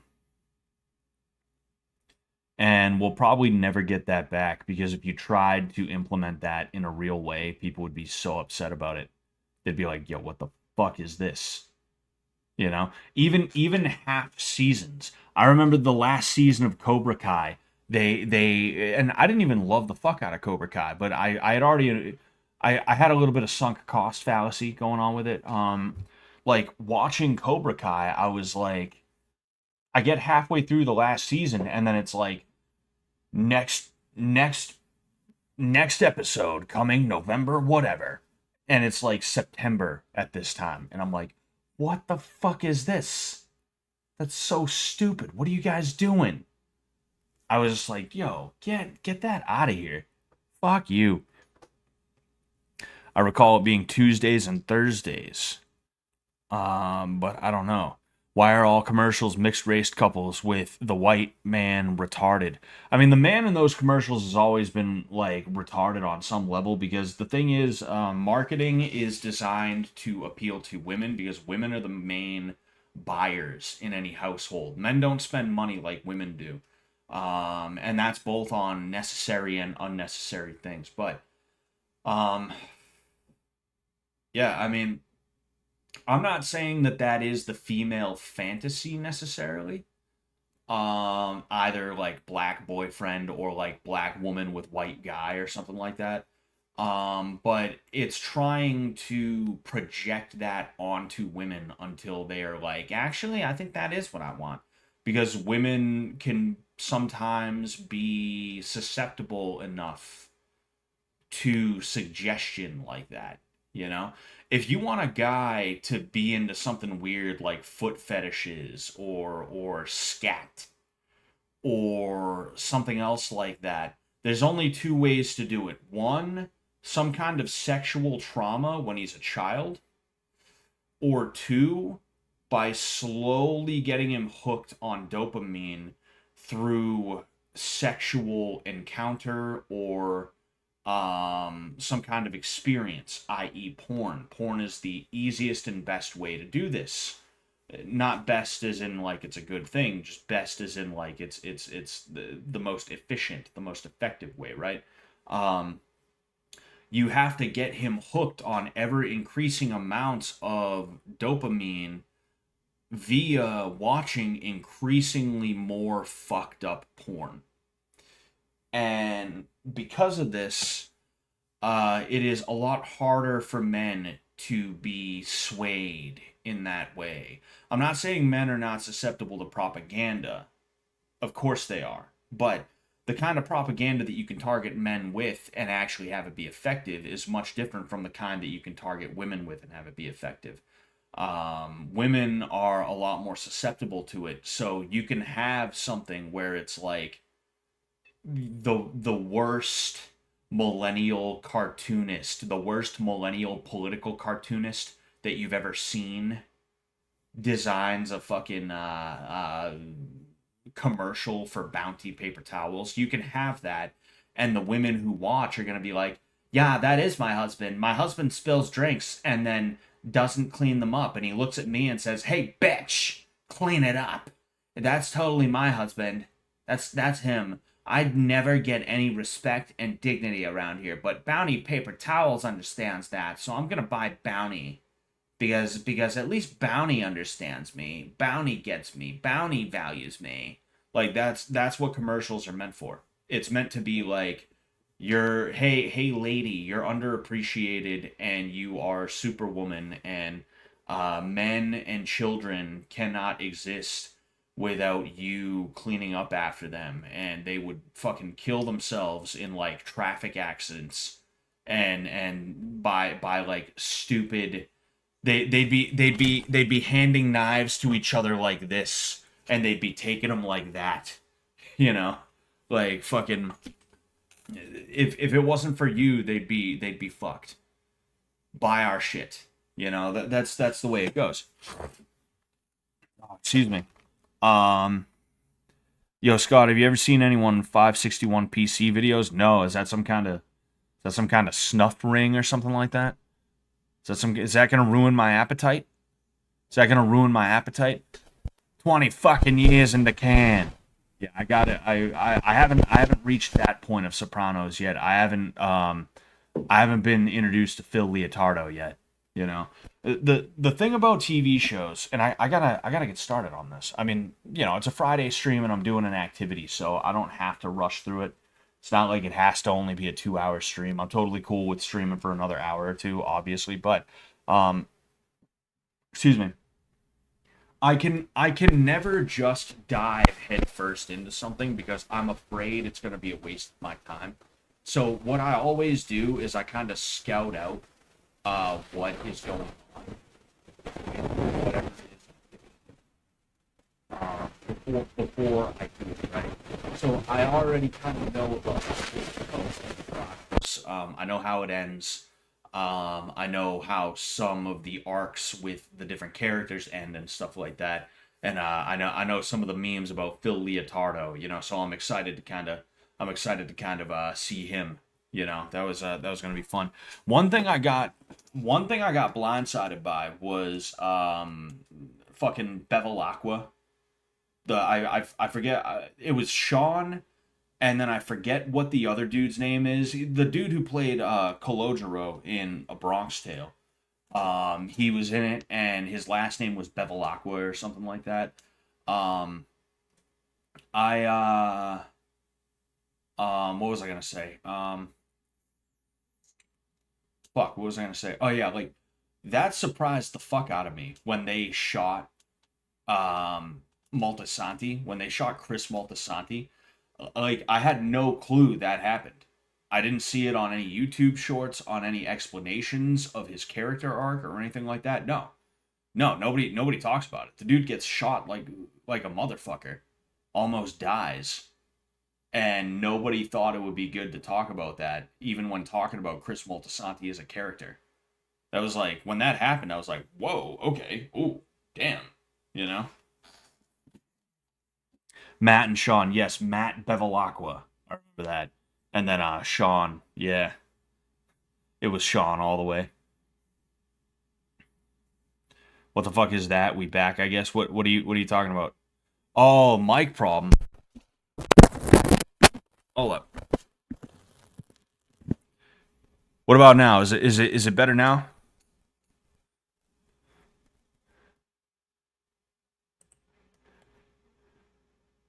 Damn, sorry about that. Thank you, Omniume, for letting me know. I'm hoping it's better. I'm hoping the microphone's better. You know?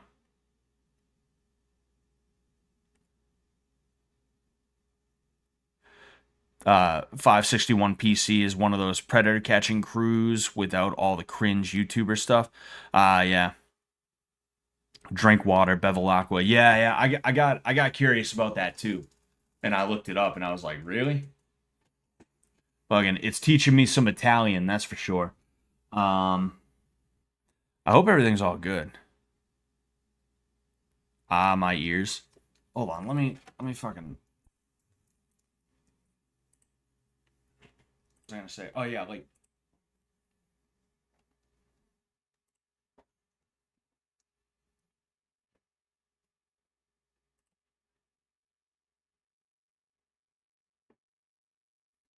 It's the last drink you'll ever have.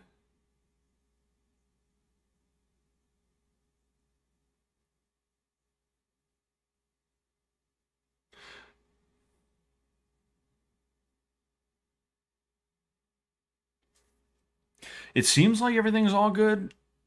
I'm not sure though. I'm not sure. You know, you guys are gonna have to let me know, for sure, if everything's all good on your end. I apologize for that. I don't even know what causes it. It just comes and goes. Maybe I need to replace some wires or something like that. Maybe I just need a new mic. You know. Either way though. Oh fuck. What was I? Fuck. I was gonna say something. I was talking about something. Oh yeah. Oh yeah. Like I had a revelation earlier today that I kind of hope comes true, but I only hope it comes true if it is legal and if I could not potentially get in trouble for it.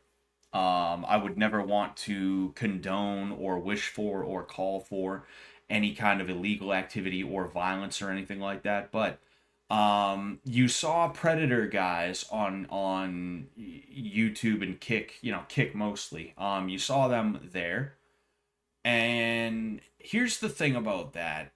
A lot of these guys, they're just looking for content and they're looking for someone to beat up. And it's real easy to be like, dude, nobody likes pedos. It's like, yeah, you're right. Nobody likes pedos. I don't like pedos. I don't want to be the guy to stick up for pedos. But I'm not sticking up for pedos here. What I'm doing instead is talking about how it's not some kind of moral good to go beating up on people. Fucking even like luring them to a place just to beat up on them.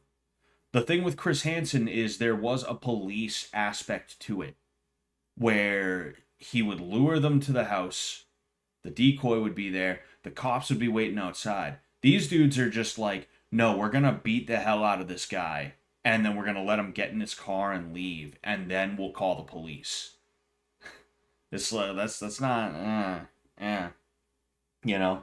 And again, it's because a lot of people are just looking for some kind of content that they can make. They're looking for views and stuff like that. And I don't think that's a good thing, you know.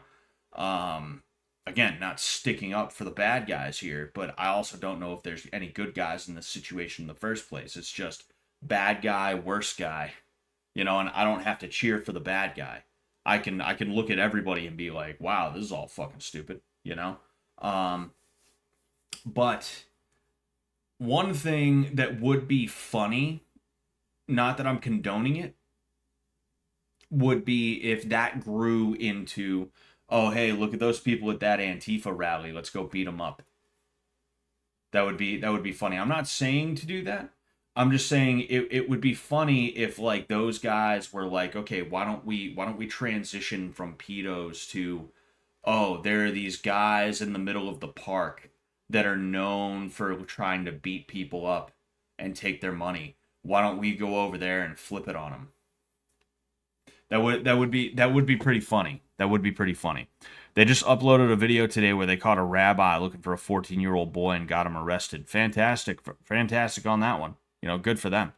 The worst part about the pedo hunter gangs is the way they do it. The pedo can't be prosecuted because they used it for content. Exactly, fucking exactly. You know, and then you have people who want you have people who want to you have people who want to try and capitalize off of that trend, or if not capitalize off the trend, they want to recreate it in some way, shape, or form, but they do it even worse than the original guys were doing in the first place. Like, that's a good example. There's this school out in Worcester. I don't know if it's Worcester Polytech, but there's a school out in Worcester, and there was an 18-year-old girl who um lured a guy who was like 22, 23 to the dorm room at this Worcester college. And she had a bunch of her friends, a bunch of her guy friends there to like ambush him and stuff like that. And I guess they beat him up. And when you listen to this dude talk, he's like, I just wanted a friend. I've been very lonely lately. And this seemed like somebody who I could spend time with and find companionship with. And I'm sure there was some aspect of it that was like, yeah, plus, she's a pretty girl and I wanted to fuck and or date. But like, the guy wasn't like that wasn't his thing. That's not what it was. He was like, oh, this seems like a nice person. We're having nice conversations. And they didn't even, my understanding is that either A, like they didn't even say, the chick didn't even say, hey, I'm under 18. Or B, there was some other weird aspect of it where it's like, yo, this guy wasn't doing anything illegal at all, and he didn't even think he was doing anything illegal. It's not like you said you were 10 years old and he was like, that's fine. No, like, he thought you were of age, and you are of age. And you're trying to do predator poacher shit, trying to act like this early 20s dude is a child predator because he wanted to hang out with a girl who is 18 or 19 years old. Like that's the type of shit that you get, you know? And it's like, fuck. Again, like, I don't want to be the guy sticking up for pedos here. That's not what I'm doing. It's not what I want to do at all. But like, fuck, man. Anyway, I'm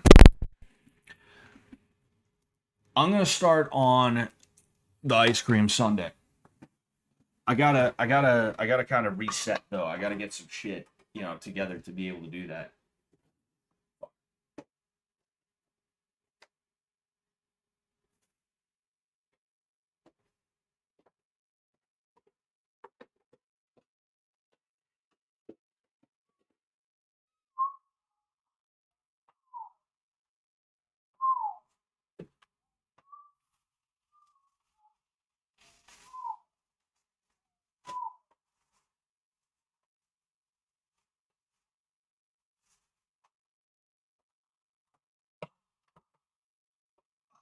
Yes.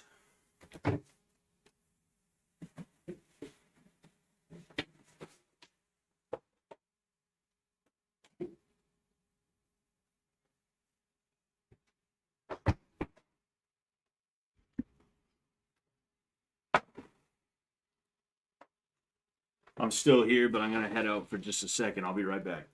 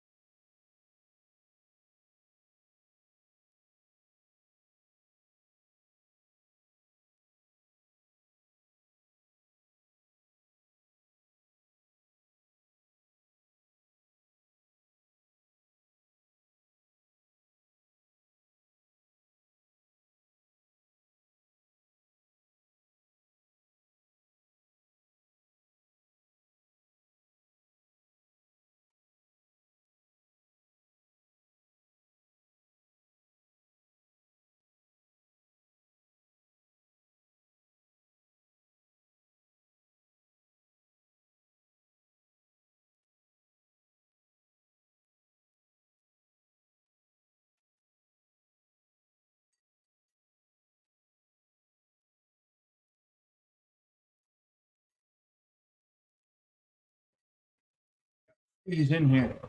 So, one of the things I have to do is utilize milk. But I'm going to be honest with you. I kind of want some chocolate milk first. Because what I'm doing is I'm making kind of like a McFlurry type deal. A Jailhouse McFlurry. And I have to utilize milk plus some other ingredients to be able to do that. But I like chocolate ice cream better than vanilla or, you know, just straight up milk flavored. So I got some of this instead of just regular chocolate ice cream because for some reason I couldn't for some reason I couldn't fucking find any chocolate milk. At least chocolate milk that I wanted, you know, like 1% milk is fucking water that a cow waded through, you know? I don't want fucking 1% chocolate milk. I'm good. I'm all set, thanks. You know.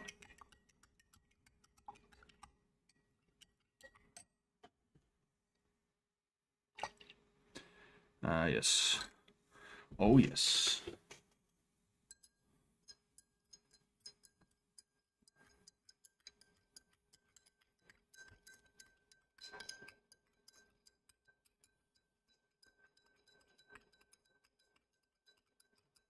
DS9 is not like others. DS9. What is fuck? What is D Oh, Deep Space 9. Deep Space 9. I was never a Trekkie. You know, I was never a Star Trek guy. I was a Star Wars kid, you know. Star Wars was my shit. You know, I don't need to tell you guys Star Wars before Disney was great. The thing that annoys me the most about the Disney retcons is the lightsaber lore, because the lore for lightsabers used to be that there were crystals, right? And there's still crystals in the lightsabers, but you had like a planet that had the crystals that you had to go to in order to get a crystal, right? And you know, different lightsaber colors kind of represented different things and stuff like that. But I liked the fact that you had to go to a planet to get a specific crystal for your lightsaber, regardless of what color that may be. And then the red lightsabers were synthetic crystals, which is why the Sith all had red lightsabers, because they would utilize the synthetic crystals. I forget the exact reason why. I don't know if that was like, haha, you know, look, Jedi, I have a lightsaber, but I didn't do it the way you did it. You know, kind of like the way you'll see, you know, bastardizations of like, you know, Christian or other religious stuff by Satanists. You know, mainly Christians, you know. But you get what I'm saying there. Like I liked that. That was cool. There was a certain character to that. But then they took over Disney and they were like, you know what? Actually, lightsaber crystals are clear. And they change to a color depending on what's inside of you. Whatever your heart says is what color the lightsaber's gonna become. Yeah, it's like fuck, man. Can we not, like, I get that it's Disney, right? I get that it's fucking Disney, but like, can we not fucking sorry, I'm just trying to make sure this shit's actually like mixed good. Can we not have it be like Disney princess tier shit? Can we have like a sort of serious universe, or even like expanded universe or something like that? Please, you know? But they had to make it Disney, you know?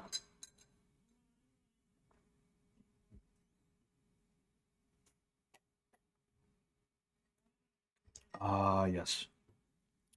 Yes. Was it the planet the midi-chlorians came from? Oof. Yeah, like you can say what you want about the prequel trilogy. The prequel trilogy blows the sequel trilogy out of the water, you know. Um sure, there were some questionable moves that were made by George Lucas. Okay, fine, whatever. But there was still kind of a heart to the prequel trilogy. Um, the sequel trilogy there was no heart or soul to it. You know, it was really just like it was dog shit. You know.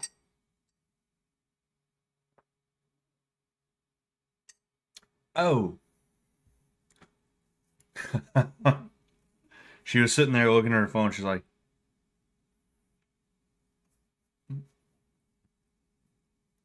"Oh man, I refuse to be held hostage by a Trekkie." All right.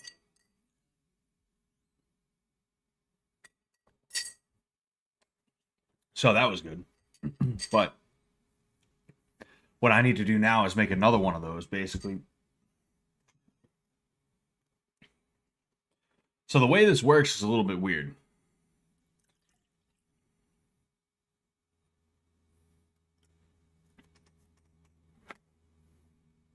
Yeah, you know what? Go here. Prequels were wild as hell. Yeah, like they felt like their own movies, you know? Like every I'm not the first and I'm not the last to talk all about how like the sequel trilogy is just like the prequel the prequel the original trilogy rehashed, you know? I'm not the first and I'm not the last to talk about that. Oh, excuse me.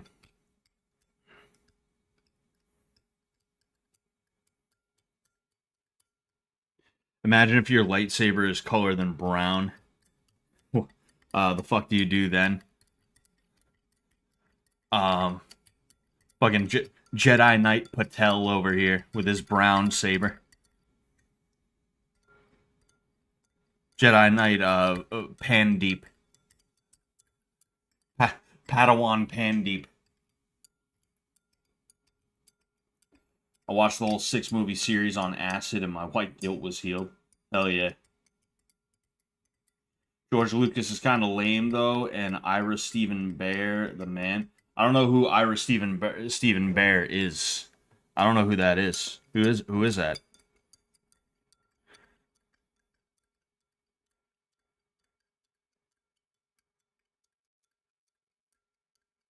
All right, we're almost done mixing this. I just want to make sure it's all taken care of. Because if they're like, I've been talking a little bit here and there about I've been talking a little bit here and there about how like how your parents like your food habits will determine whether or not you are able to like have a healthier relationship with food, right? And like this isn't exactly what I'm talking about, but like when I was a kid, I didn't realize you were supposed to put like mad fucking Hershey's syrup. I never enjoyed homemade chocolate milk because I didn't know you were in order to actually make it taste good like chocolate milk. I didn't know you're supposed to add a shit ton of this, you know? I would add just enough to color the milk. And if I added any more, my parents would be like, "All right, that's enough." And it's because they were just like they couldn't just let me have a little bit of fun. It had to be like it had to be they were it's like with salt. They were like, "Oh, blood pressure issues, diabetes." It was like real weird, you know? Fucking so now I know you got to absolutely kill this thing with it, but I want to make sure it's all I almost said dehydrated. I want to make sure it's all taken care of. It's all now I almost said dilated, dissolved. I want to make sure it's dilated. My chocolate milk better be dilated. Oh, he was the DS9 showrunner. I don't know. Should I give Star Trek a try? Should I give it a try? Would it be worth it? All right. So now I gotta hope and pray there's no holes in this bag.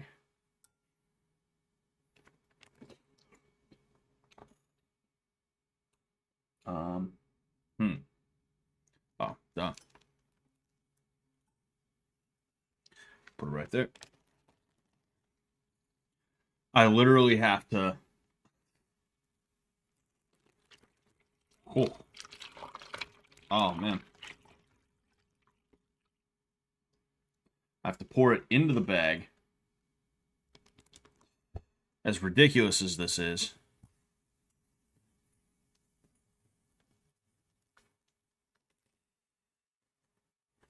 then what I have to do, although with how much of this I have in here, I probably shouldn't bother, but I have to put some sugar in there.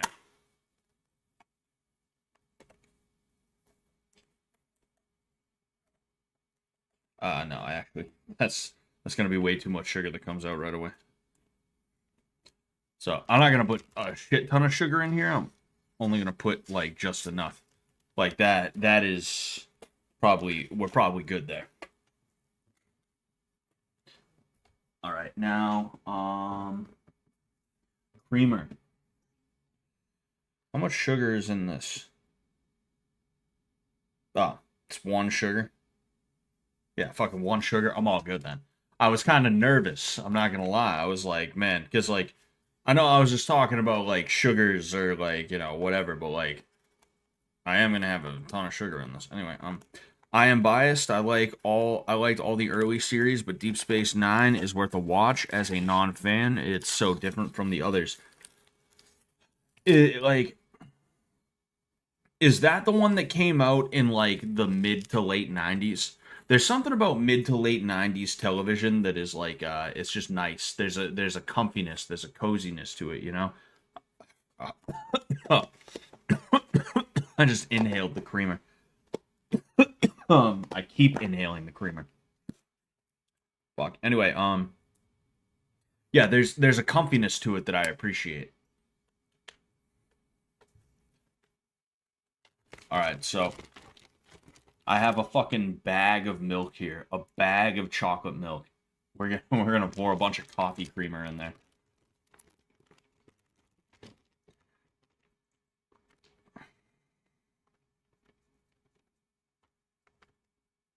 All right, I'm assuming that's enough. He didn't exactly give me measurements, He didn't exactly give me measurements, did he? All right. So now, gotta fondle the bag here.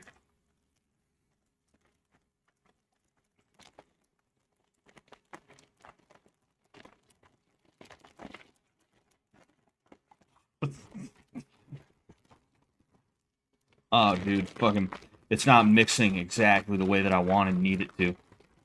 I gotta, like...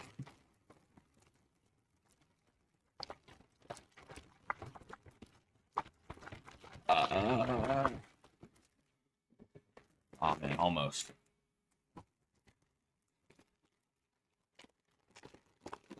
A bag of Jenkum. That's exactly what I'm making right now. We're about to go for a fucking magic carpet ride here. Alright, so then the next move, this is actually kind of neat. I have to put salt inside of a bag of ice.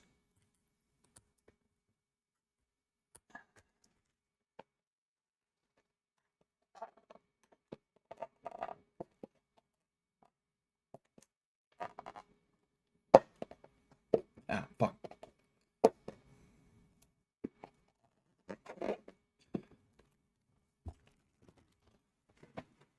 So I have the bag of ice right here. Melted a little bit, but that's fine.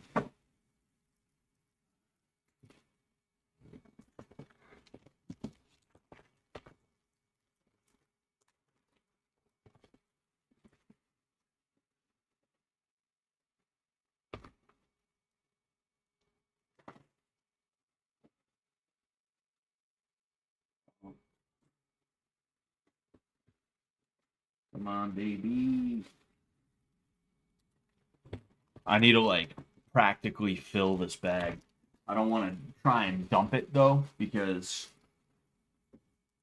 I don't want to, like, make a big mess, You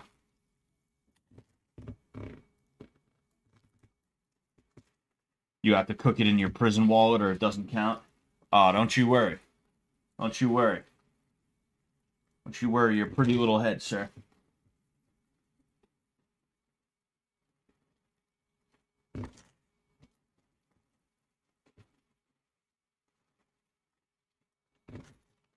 I have that part of the theme song for Walker Texas Ranger stuck in my head. The part where he actually sings a little bit. When the eyes of the ranger are upon you.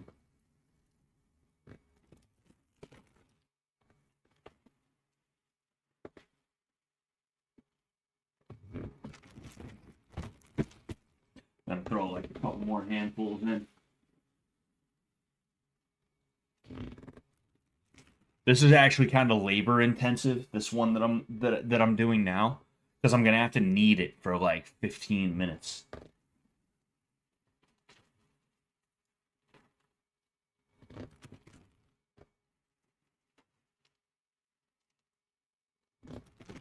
So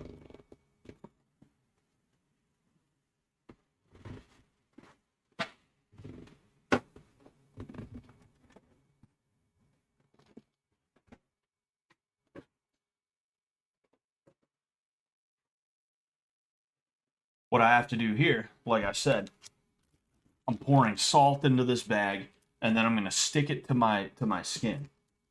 No, I'm kidding, but I'm gonna stick it to my skin. Damn, I said the joke again as a Freudian slip. I'm gonna put salt in here. I'm gonna stick this thing in there, and I have to knead it until it fucking not hardens, but stiffens up.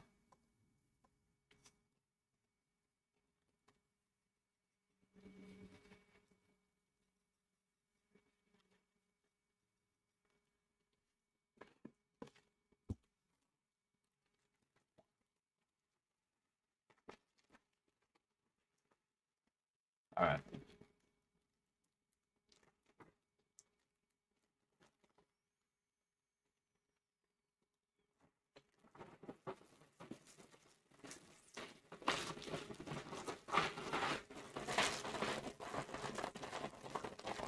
Never heard that theme. Yeah, I've only seen a couple of episodes of it, you know? I'm trying to find the best way to fucking knead this thing. That way it's not making a shit ton of noise.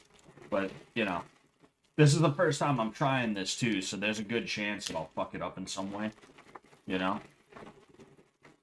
Hopefully it'll work out. If not, I guess I'm just gonna, you know, I guess I'm just gonna make the Oreo brownie and say fuck it.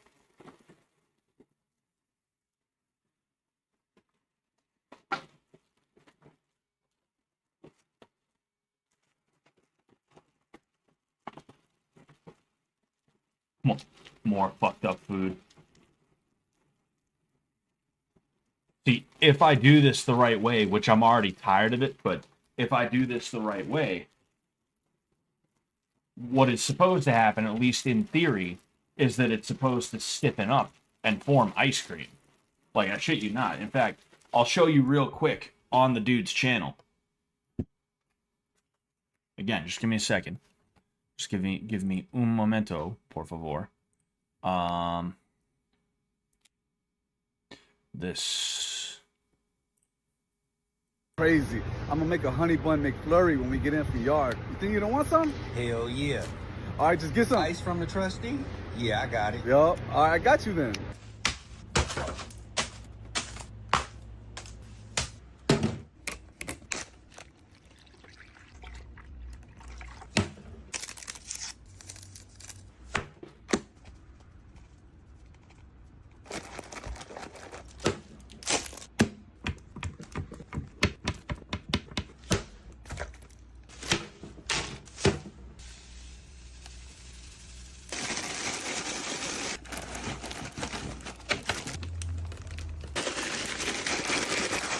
Oh, shake for 20 minutes.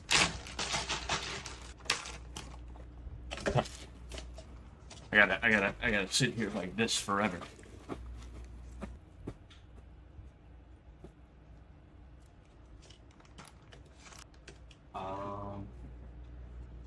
Maybe I can throw another bag on there too, just to make sure it doesn't get too crazy.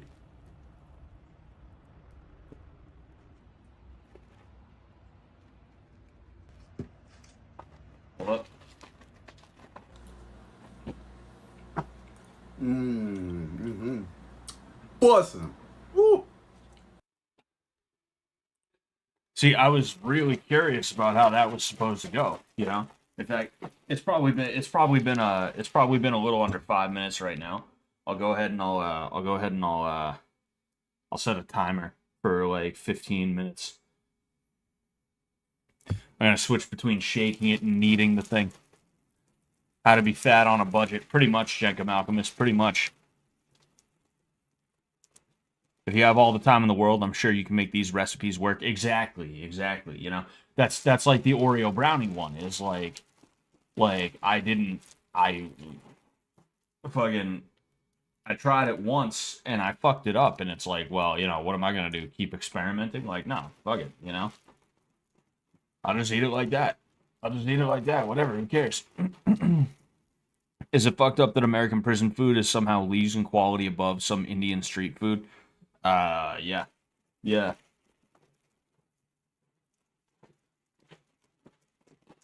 Yo, there's third world foods, prison foods that are like better than Indian food, you know?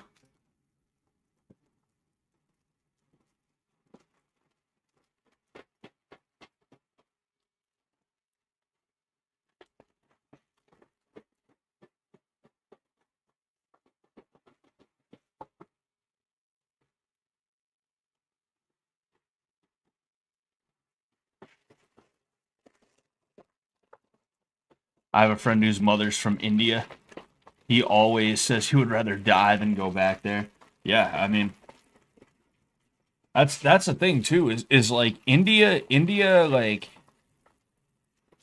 I don't know. Maybe it's like Africa, where like if you're one of the smart guys, there's just nothing that you can do about it. So you might as well just get the fuck out of there.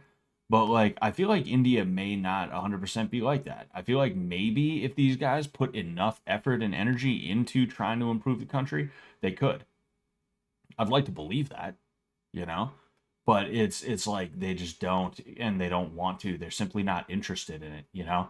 There's something about the way that they are over there where it's just like maybe there's no civic or national duty.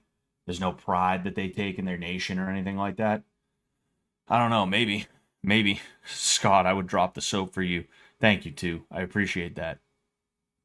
Many Indians eat slop off a wet floor, pretty much.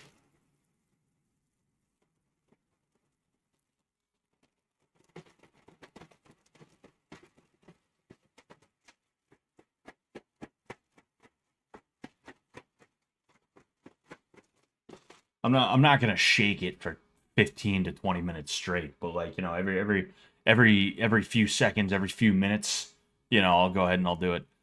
Sleepy, gotta work in the morning. Peace out, gang. Peace out, Heath Holloway. Thank you for tuning in. Hi, Ecuador says he has to go back. Indeed, he does. I wonder if it's stiffening up at all. I don't know if it is. Maybe not. You know, maybe not. I suppose we'll see.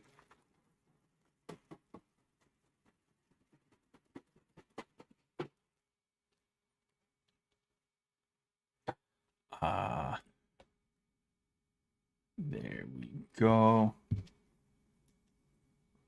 I want to check Twitter real quick.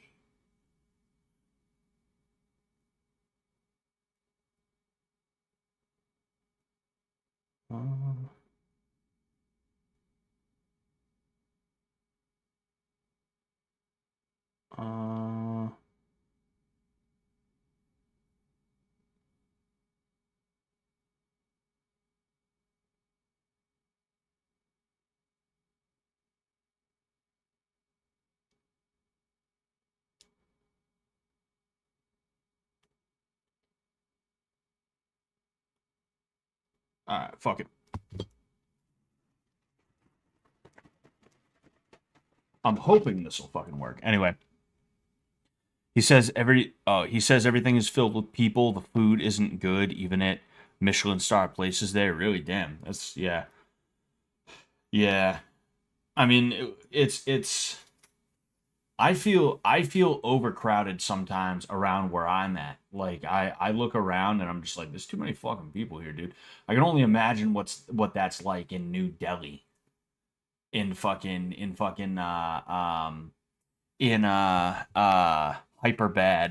Hyperbad is India, right? That's not Pakistan. Either way, as if it's not like practically the same thing. I can only imagine what it's like in a place where you have the most people in the world, other than maybe China. I think India is slightly more than China. And I wonder what it is like that made China and India have that many people in the first place. I wonder what led to that. Um it really makes you wonder. It really makes you wonder what the deal with that was, you know? Life in Israel, I'd just shag a bunch of Jewish women. Supposedly they have God's chosen coochie. Oh boy. Oh, Hyderabad. Yeah. I thought there was a place called Hyperbad or something like that. Is there a place called Hyperbad? I don't know. Let's check that out. Let's check that out. Uh uh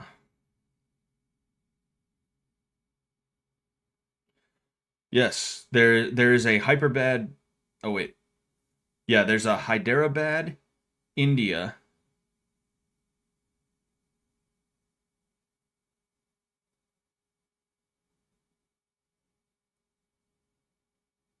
Yeah, it's Hyderabad. I don't know. I probably just didn't read Hyderabad well enough the first time I saw it, so I was like Hyperbad. Yeah, it's fucking. Yeah. Um. Anyway, yeah, it's got to be. It's got to be an experience. It's got to be an experience, you know.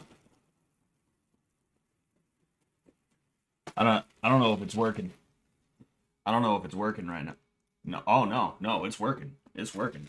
Oh yeah, that's working. Not not as well as I had hoped at this point.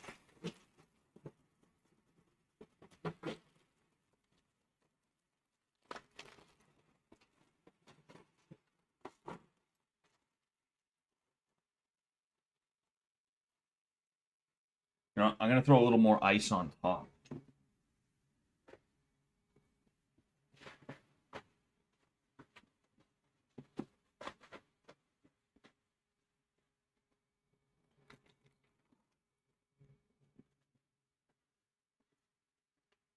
Oh, there we go. All right.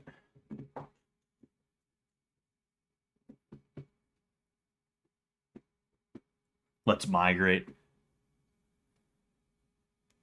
Migrate where to fucking Israel? Is Israel or India? We could maybe we could be the first maybe we could be the first tri citizenship holding people where we have American, Israeli, and Indian citizenship. Maybe we can go for that. It's funny because like I've heard that Indians love the fuck out of Israel like so much. They will they'll hit up the fucking IDF like Instagram or Twitter or whatever, and they'll be like, "Please, sir, let me fight and die for Israel. We love you so much." I don't know where that comes from. Where the fuck does that come from in the first place, right? But then, oh, hmm, that's strange. It says I ran out of memory. Hope it doesn't have any issues on there. No. That looks okay. That looks good. That looks good. Anyway, China had the child policy, which had similar effects. Hinduvadas don't care who they're fighting for as long as they're killing Muslims. Ah, that makes sense. That makes sense. You know, they're probably like, oh, in Israel, Israel is killing the Muslims. Maybe they will look Pakistan next. Please, after you are done with Gaza, come to Pakistan and kill them. Um, I'm losing steam. Like I'm still adjusting to a slight schedule change. So I apologize that my streams are later in the day. specifically the Friday ones. Usually I would try to have those around 8 or 9 p.m. to start, you know. Um, but we're almost 3 hours in. We're like 2 hours and 42 minutes, and it's 2:30 in the morning, right? What the fuck, 12:30 a.m. in the morning right now, you know. But gotta remember to shake, shake, shake here.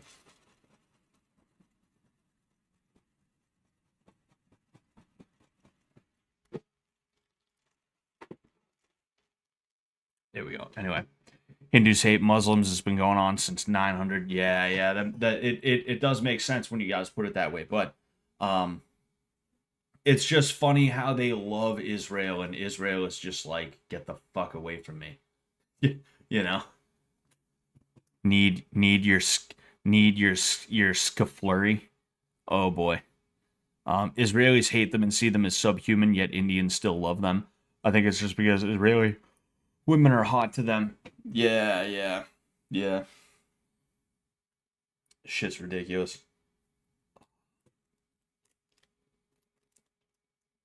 I'm just like waiting for this thing to.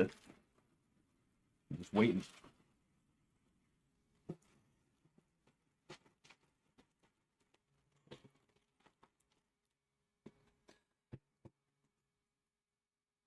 Japan has their aging population problem, but that's entirely separate. Oh, I see. A sick flurry, disgusting shit. Yeah, that's what it is. It's a sick flurry. Not even feed to a dog.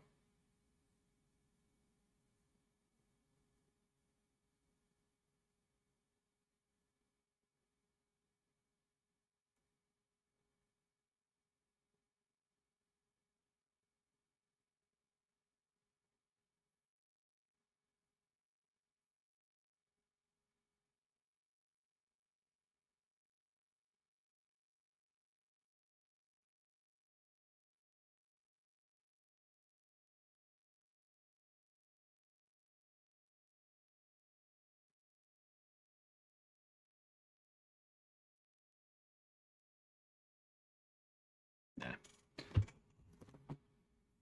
Fallout food stream. Scott shaking the bag got me. Yeah. Sorry if I'm running out of steam, guys. I've been, I think I'm getting old. I think it's harder for me to stay up later, you know? And when I stay up later, I'm just like, nah, I don't want to do anything. I just want to watch TV or whatever, you know? I don't even want to play video games. I'm getting ready to finish off my first Morrowind playthrough. And it just, you know, I just can't bring myself to. I was so excited to play Morrowind, and Morrowind was kind of a letdown. It was just not great, you know. Nuka-Cola float, yeah, that would be cool, man. I'd like to. I wish they would release like a Nuka-Cola. Like Fallout has become such a big franchise at this point. There's no reason why they couldn't release an actual Nuka-Cola. I guarantee you people would really enjoy it. They could partner with like Pepsi or Coke or something like that. I feel like Pepsi would be the better option because they have Mountain Dew, and they could have Mountain Dew, which is known for more sugary sodas, you know. They could release something, even if it's just a limited time thing, you know. But I remember I actually about a year ago there was this Jones Cola shit that was supposed to be like Nuka Cola, and it was promotional for the Fallout TV show, and it was not that good. It was like peach flavored, and I was not a big fan. I got to be honest with you, you know. Actually, in my old setup, fucking in the background was that Nuka Cola bottle. You know, there was that bottle on you know, in back. It was behind me.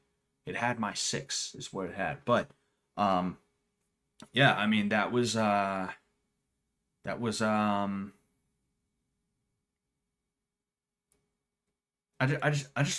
just want a Nuka Cola Quantum. I want a branded Nuka Cola Quantum is what I want, you know.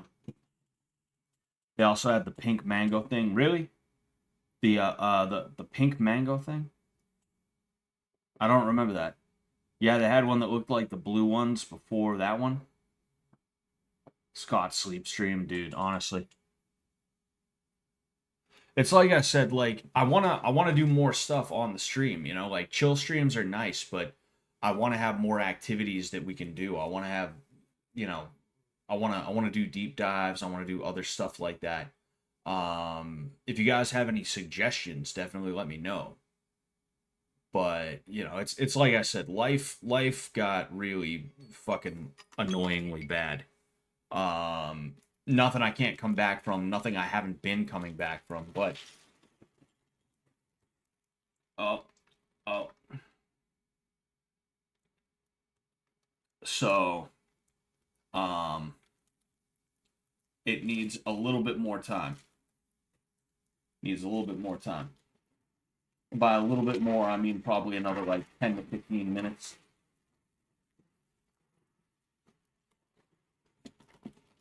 What I would do.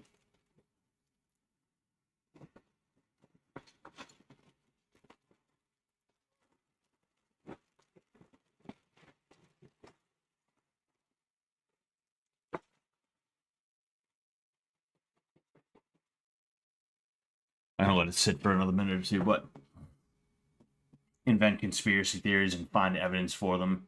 For a stream, a schizo stream. Yeah. Man. I don't know. Maybe I'm just at the end of my rope too, is the other thing. It's like I said, I'm in a transitional period of my life. I am kind of moving away from everything, including fish tank, you know? Like I have not been thinking about or paying attention to fish tank in a while. I have absolutely no clue what's going on. I got curious earlier today and I popped in the site for like 30 seconds and I was like, oh, battle chat still, and there's like 200 people online. All right. And then I just dipped out, you know. My mind is going more towards practical things that are going to help me for the future. And the unfortunate reality is, as fun as it has been, these last couple of years, these last 2 to 3 years, it's been an adventure. I think time is up on a certain level, and even though I don't want it to be up, it's not like I'm sitting here like it's not like I'm sitting here like, oh, I'm done with it, I'm done. No, like, I don't want it to be up, and I'm not like I don't want it to be up, but like maybe something in my head is telling me like, well, you know, it's time to put your thoughts and your energy into other things, into different things, you know. Oh, excuse me. That's that's probably part of it, you know. But I want to, like, it's like I said, this is a way for me to blow off steam. I have fun doing this. I enjoy it. So I want to keep doing it, and if I can, I will. I just need ideas. You know, I need ideas. I need things that I can do that are feasible for me to do. You know, I'd love to do one of those Jeopardy streams, but I don't want to have to herd cats, especially because like you got one person on this time, you got another person on that time.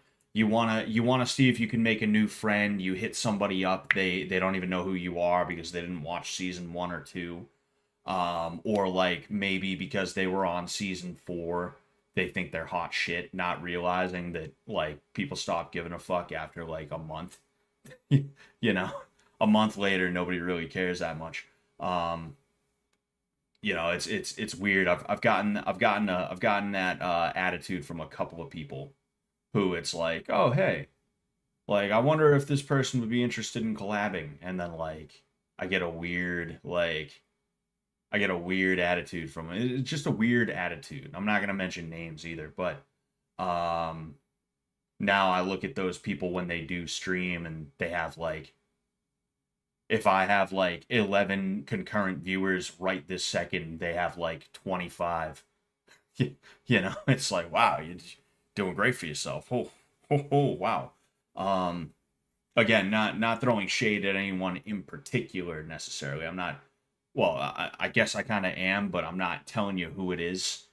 You know, because that'd be like I'm not trying to start shit. I don't even think they realize they have that attitude, but it doesn't matter. Anyway, um I don't like shabby treatment, you know? When somebody treats me like shit, I feel inclined to call that out either to them or just in general, if they're gonna be that way. It's like fuck that and fuck you. But um regardless, like it's just collabing with people is something that I would love to do, but phones work two ways, and if I don't get hit up by these people, then it's like, all right, well, fuck you, whatever, bro. Who cares? Um, and I'm not gonna sit around and try and maintain relationships with people that are not that interested in having a relationship with me in the first place. And that means that I'm not gonna collab with them on a stream or something like that as much, Um, I didn't watch you for Fish Tank, to be honest. So don't think we all only watch you for that. Well, I appreciate that, Floda. Thank you. I figure anybody who doesn't like me for me is probably gone by now. And that's all good, like whatever. Things happen, people move on. It is what it is. But I'm just thinking about my quote unquote career. I'm just looking at it from as honest a point of view as I can. And I'm not saying that that is definitely the way that it is. I'm just saying that maybe there is a piece of it that it does come down to that on some level. Maybe it is just time for me to kind of be like, okay, whatever, I had my fun in the sun. It's time to like focus on the next phase of my life. Um, what am I gonna be like 40 years old? Like ugh, fuck that. Um, Take it at your own pace, post whenever you want, always check it out. I appreciate that, Flota. I appreciate that. Collab with Ian. Ian iDubbbz? Collab with iDubbbz? Good idea. That's a good idea. That'll make headlines. Um, you can collab with CK about how you were abused in the basement. Didn't she just get probation and time served? I'm not sure. I don't pay attention to CK. When somebody's going through it, I just allow them to go through it. I tend to not try and gawk. That's it is what it is. People go through bad times. Truthfully, last summer was a bad time for me. And like I talk to like every time I think about, because I told you guys like this last year for me was like really kind of fucked up. Like it's even longer than that. Like when I got threatened by that boss of mine that would later get fired for the sexual harassment, that was in May of 2024. So I'm already going into this new I'm already going I'm already going into this new um relationship with this guy who has power over me in an adversarial way. And I felt an impending doom. I felt as though I was in a situation where I was not going to have a job in October or November of of 2024 at the time. And that fucked me up a lot. I'm gonna be completely honest with you guys, because at this point it's like whatever, who gives a fuck. Last summer was a big crash out for me. It was like a very low intensity crash out. I think I have I can feel like burning here and here. I think I might have gotten some of the salt and ice on me. But anyway, it was a very low intensity crash out, and I wasn't fully aware of what was going on with me until like August or September. I started doing a lot of things that I really should not have been doing. And I was just in a constant state of like mania. And the reason why was because I was at a point where I was just ready to melt down. there were a lot of dark things going on in my head that, even though I'm being honest with you about what was going on, I don't really want to talk about those things because, you know, it is what it is. But yeah, and that partially is why I was like doing some of the drinking that I did during Blood Games and then Bitch Tank as well, you know, because I'm just getting closer and closer and closer to having to go back to this place where like I get migraines every week, but I can't afford to leave because I need the money that they're giving me. I can't get the same rate of pay elsewhere as I'm getting in this place, so I'm kind of stuck is what it feels like. But also on the flip side, I'm gonna get fucked with by my boss and potentially fired. It was just a really, really bad position to be in, man. It was just such a horrible, horrible position to be in. And I keep it to myself when I'm going through something a lot of the time. I might tell you I'm going through something, but I won't tell you what's going on inside of my head. And for a long time over the summer, there was an issue. There were issues, you know. It's just been like, you know, it is what it is. I got to get my life together.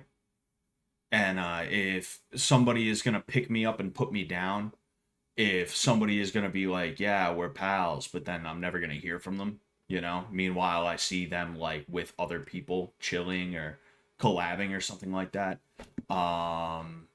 If I don't feel that I can depend on somebody, I just simply cannot be around them in that way. It's no hate towards them at all. It's not even anger. It's just like it's not even like that, man, you switched up. You showed your true self. No, it's not even that. It's literally just like, nah, I'm in a take care of myself phase.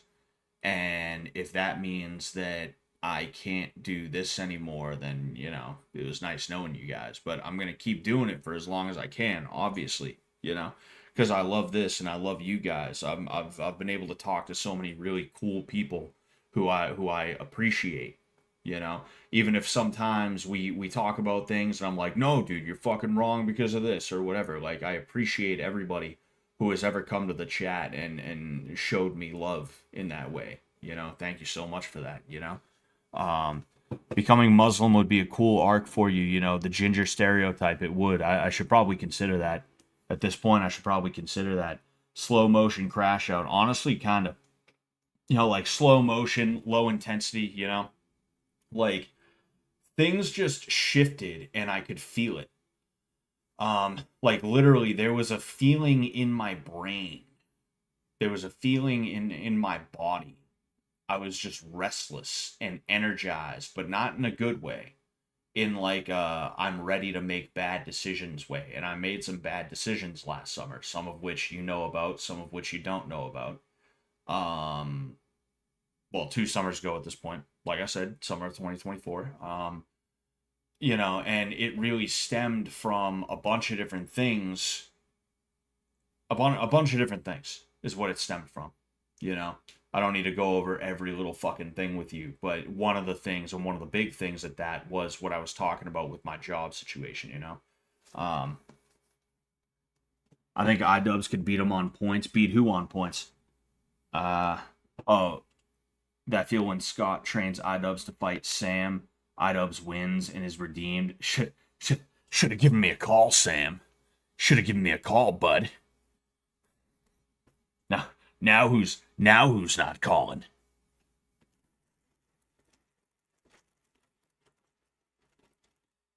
Oh boy. I hope this shit's actually fucking you know. I knew that was just henna. What are you talking about, Hidalgo? I'm confused. Oh, yeah, the Mexican dude from season 3. Wonder how a lot of the season 3 people are doing. I know, what's her face? Binks is streaming with Letty right now somewhere in Europe. I think it might have been Germany. I saw on Twitter. So that's pretty cool. And then I think Mizzy still streams, and then Bert is doing Bert things somewhere in the world, probably with the camera pointed at him, I'm sure, unfortunately. Other than that, I don't know if anybody from season 3 is still doing their thing. Alex, so yeah, that's a fair amount of people, I guess. I don't think anybody from season 2 still streams like that. You know, you have Jimmy and I know Jimmy and Trish and Taylor. I'm trying to remember who else. Taylor too. They all stream. I think Taylor's the only one who does it like semi regularly. Other than that, it's just like whenever Jimmy feels like it. At least to my knowledge. Oh yeah, and then of course you have Greg. You know, so yeah, you know, a fair amount of people from each season stream still, all things considered. You know, you have Josie, you have a Letty. You know, those are the two that mainly stream. You know, Ty streams his comedy routines. I pop into those every now and again, say hello. 2024 was not a great year. I mean, it was a great year. It's just you know, certain things didn't come to fruition that I kind of expected to come to fruition. And that's a couple of different things. It's not just like fish tank related stuff. It's a couple of different things. And those things did not happen. So again, knowing that I was going to have to go back to work at a place where I was walking into an ambush. Every single day I was walking into an ambush in that place. Every single fucking day, without fail. It was an ambush. What was I going to say? Like, that is what really got me, you know? I wasn't. I'll say this much. I wasn't sure if I was gonna make it to the end of the year. You know. But hey, it is what it is. I'm here now. You know, it's almost the end of the next year, so I'd say I made it. You know. The Muslims that dye their graying hair red because that's a permitted color or whatever. Yeah, yeah. I wonder. Was it because Muhammad was a redhead or something? Let's look into that. Let's look into that. I gotta fucking move all the shit around.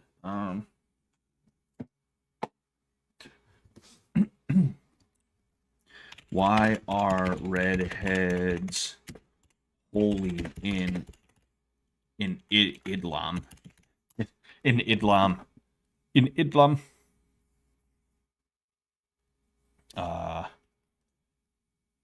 Ginger jihadis. Holy shit. r/Northern Ireland on Reddit.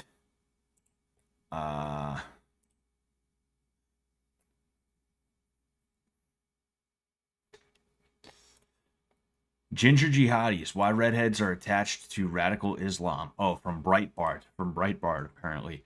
Are attracted, not attached. Jesus, this is from 2014. This is from 2014. Ooh.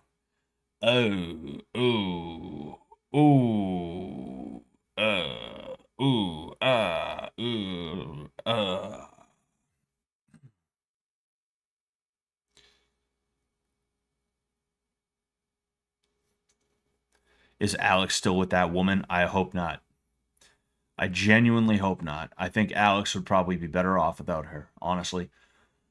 Dozens of young redheaded men and women are replacing the ritual bullying of the playground with the ritual strictures of radical Islam, as if they're like, oh yeah, I'm purposefully going to put myself in a situation to get bullied. Perhaps, at least according to some experts, as a result of the bullying and persecution they endure in early life. And that is something that they did, but like apparently it's not just the Islamists were like, oh, these people are pariahs, let's try and bring them into the fold, right? It's like they would use some kind of like scriptural something. Some kind of scriptural something is what they would use to justify it. Oh, dude, are you fucking kidding me? Redhead, hold on. Redheads who turned. Jamal Udin. Oh boy. Anyway, oh boy. Anyway, Salahuddin Al-Brittani. That guy's barely a ginger. A ginger beard is not ginger. I'm sorry. It's just not. Fucking Sharafia Luthwaite. Oh boy. Uh Sheikh Abdal Hakim Murad. Former name Tim Winter. That is fucking holy shit. Again, another barely ginger. We got one. We fucking got one. Brother Adam. Literally just. Oh wait, what?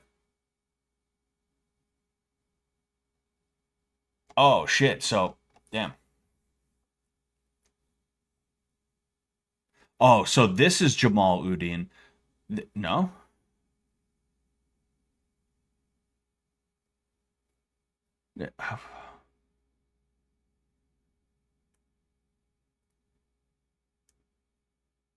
Yeah, they fucked it up. Anyway, Brother Adam, MC Chippy.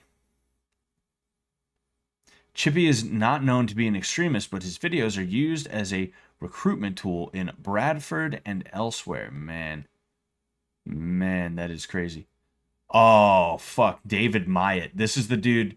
This is allegedly he never admits to it, but this is allegedly the guy who founded the Order of Non-Angles. Once a leading lights of the British neo-Nazi movement, Myatt converted to Islam, becoming a notable apologist for suicide bombing civilians. Has now moved on. Has now moved on. Wow, that's pretty crazy. Anyway, yeah, that's a little bit long for me to want to read, truthfully. I'll be honest with you. I want to see if there's a shorter explanation. See if there's a shorter explanation. Okay.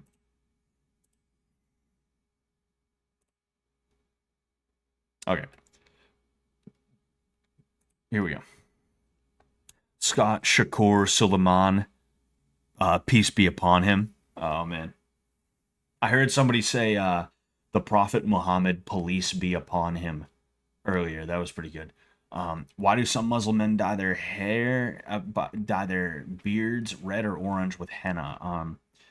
It is sunnah to dye your hair, to dye your beard and hair when they turn white, but one must avoid black. It turn red because of henna. Some henna can be more darkish and can turn light brown, such as Katum.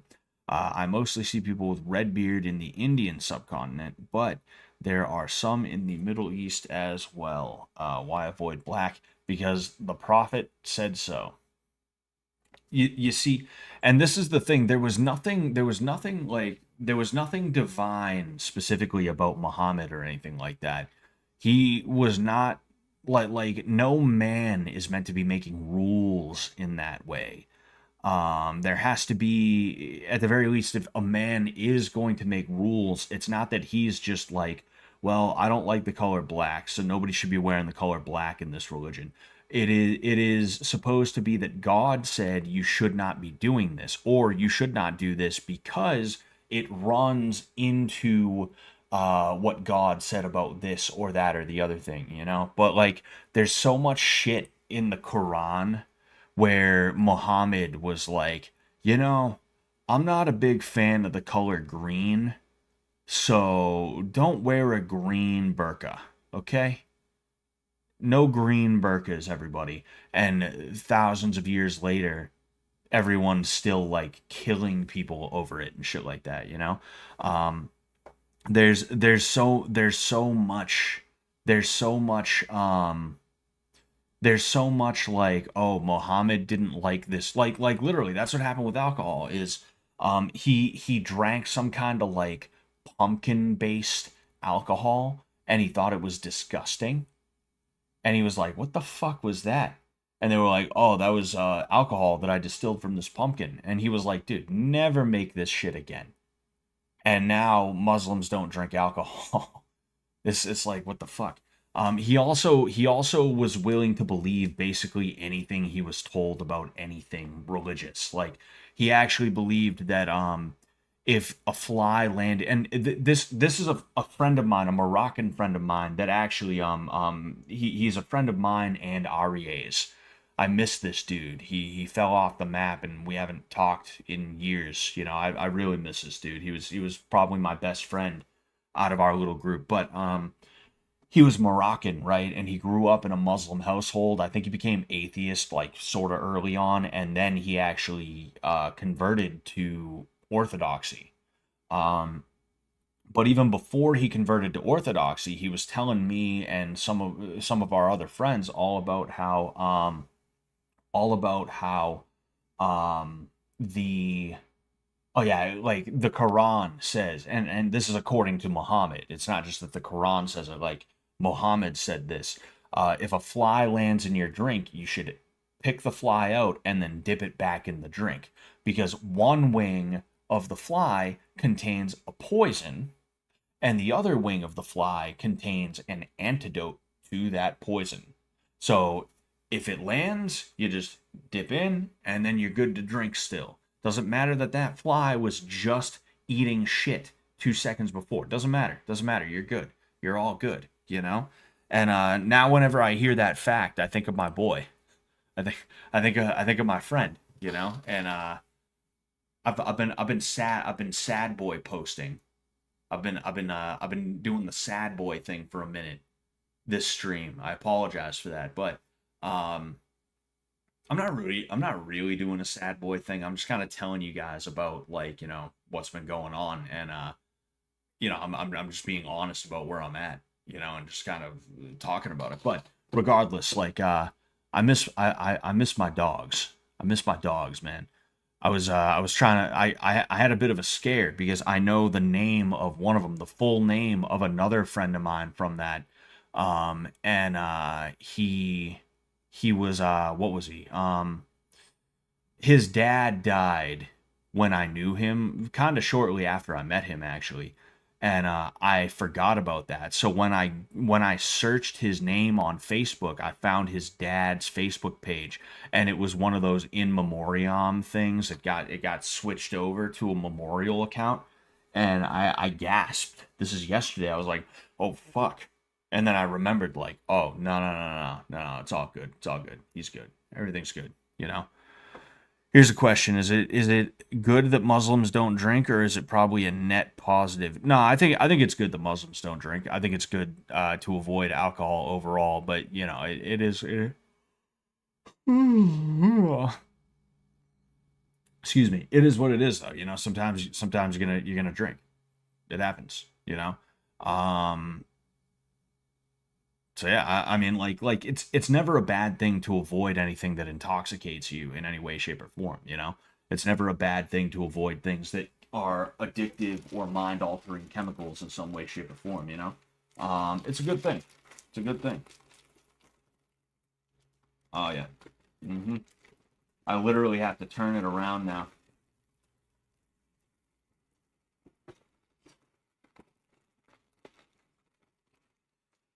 It's like one side is frozen, and then the other side is not, you know. So I'm turning it around, and I'm hoping that give it another like 5 minutes or so.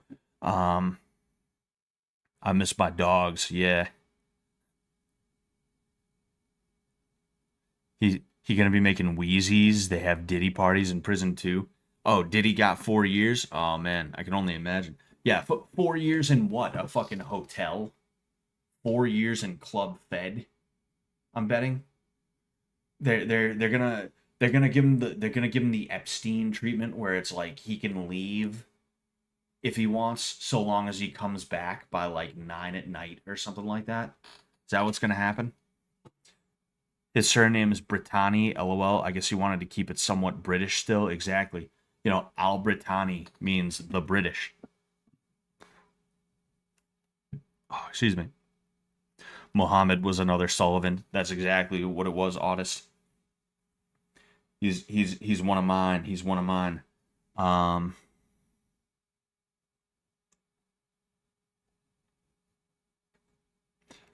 okay, all right. So we do have something else here. We have another answer that I find interesting from Mr. Nate Drake 93. Because of this following hadith, Jabir ibn Abdullah reported that Abu Quafa Queef, was brought on the day of the conquest of Makkah, and his head and beard were white like Thaghama, a plant whose flowers and fruit are white. It's white like a plant whose flowers are white. The messenger of Allah, police be upon him, said, change this with something, but avoid black. That's so they were literally like, hey, I don't like how that decapitated head has white hair, so change the hair color, but I don't want black hair. Please don't do black hair. And now people are like, nah, you cannot dye your hair black. Like that's the type of shit. That is the type of shit. It's like low IQ idiots who get confused about the point of something that you're saying. Somebody who cannot grasp artificial constructs, or they simply do not understand anything on a conceptual level, on a theoretical level or anything like that. So all they can do is take what you're saying literally, and they apply it to everything that they can. That is fucking insane, you know? Excuse me. But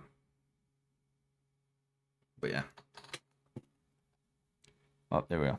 I had a Muslim friend who would try to explain away scientific shit with stories from Islam, and none of it ever made any sense.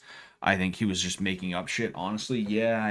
You see, there was an explanation by, I believe it was What If Alt Hist, who he is a smart kid, and I think he researches pretty well. I know he's become a bit of a meme lately, within the last however long. He's crashed out a couple of times on Twitter and stuff like that, and you can definitely see and hear the inexperience in his voice, in his videos, I mean. But like, I do think he's a smart kid, and he gets things right more often than he gets them wrong on, when it comes to some topics. And I think he said something like the Muslim golden age stopped due in part to Muslims, instead of deciding they were going to look at the world around them, they were going to just not do that anymore. Because, I mean, Allah created the world, so that means Allah can change the world at literally any point. So what does it matter if we know about gravity? Because Allah could decide he doesn't want gravity anymore, and because of that we're all floating around. So all of that knowledge was useless. The knowledge should be that of Allah. And that's why the Muslim golden age ended, in addition to other factors. And that's why the Christian or the European golden age started, is because eventually Christians were like, hey, God created the world. If we study the world, we can know God better. So one thing led to another, like Muslims created the C section, and they created the numbers that we utilize. Not numbers themselves, but they created the numerals, the Arabic numerals, the 1 and then the 2 and the 3, they created those. Okay, fine. What else did they create? And I'm not saying like they didn't create anything, but what I'm saying is like, it's like, well, I mean, they haven't exactly been batting 300, they haven't been doing that hot for a long time. And how long ago was it since they invented the C section? How long has it been?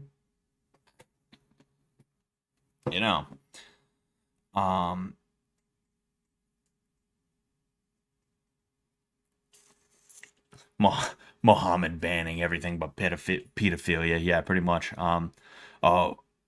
He was like illiterate but rich. Says Zachary Vera, talking about his Muslim friend. He owned businesses. He was a Muslim from Mumbai. It was insane. I'm sure it was, He was from a slum in Mumbai. came over as a stowaway on a ship or some shit. Damn. Well, I mean, good for him, you know. Good for him on being able to build a life like that, you know. I still think he's a dummy. All right. Can I get this thing over with? Yeah, dude. It's not hardening up the way it's supposed to. Actually, no, it is. It is. I'm just a dummy. Yo, it's literally like a Frosty. Like, the consistency, you can't really see it very well right now. I'm just gonna say fuck it and pour it out and see what I can do with it.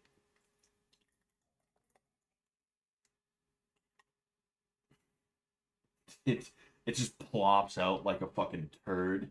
It plopped out like a turd. Holy fuck, man. But yeah. So it's like half and half right now. You can kind of see. Hmm. Hmm. That's not terrible. Your world tonight. What's going on, man? It's linked to the Mongols. They stomped Baghdad, and the Arabs never recovered. Yeah, I mean, there's.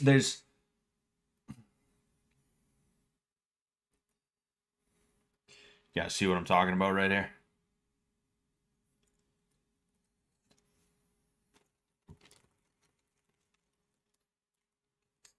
Yeah, that's not terrible. That's not horrible, you know? It's not it's not bad. Not bad. I don't hate it. I definitely don't hate it.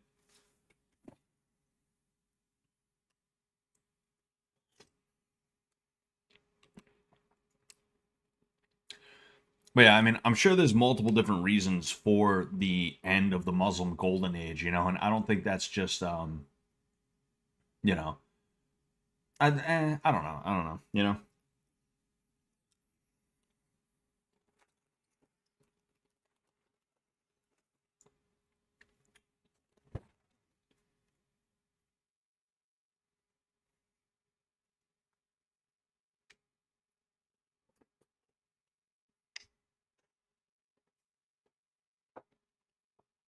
Chug it. Does it taste strongly of seed oil? No, it tastes like French vanilla, basically. You know, it tastes like the coffee creamer, is basically what it tastes like. Which you would think it would taste at least a little bit more like the chocolate syrup that I utilized, but nah, I guess not. I guess not.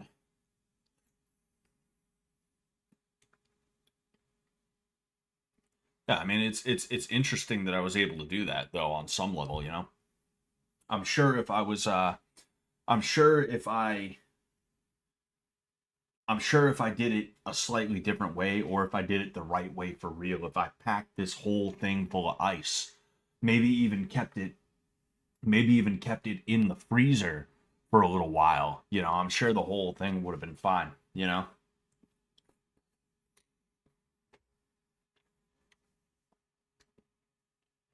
What's the most interesting Civil War battle in your opinion? Well,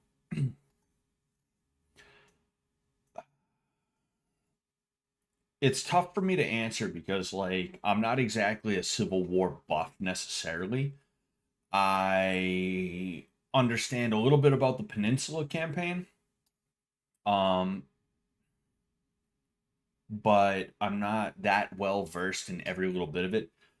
I'd like to study more about the Civil War in and of itself, but if I'm being completely and totally honest with you guys, I really only became fascinated by the battles that my ancestor was in.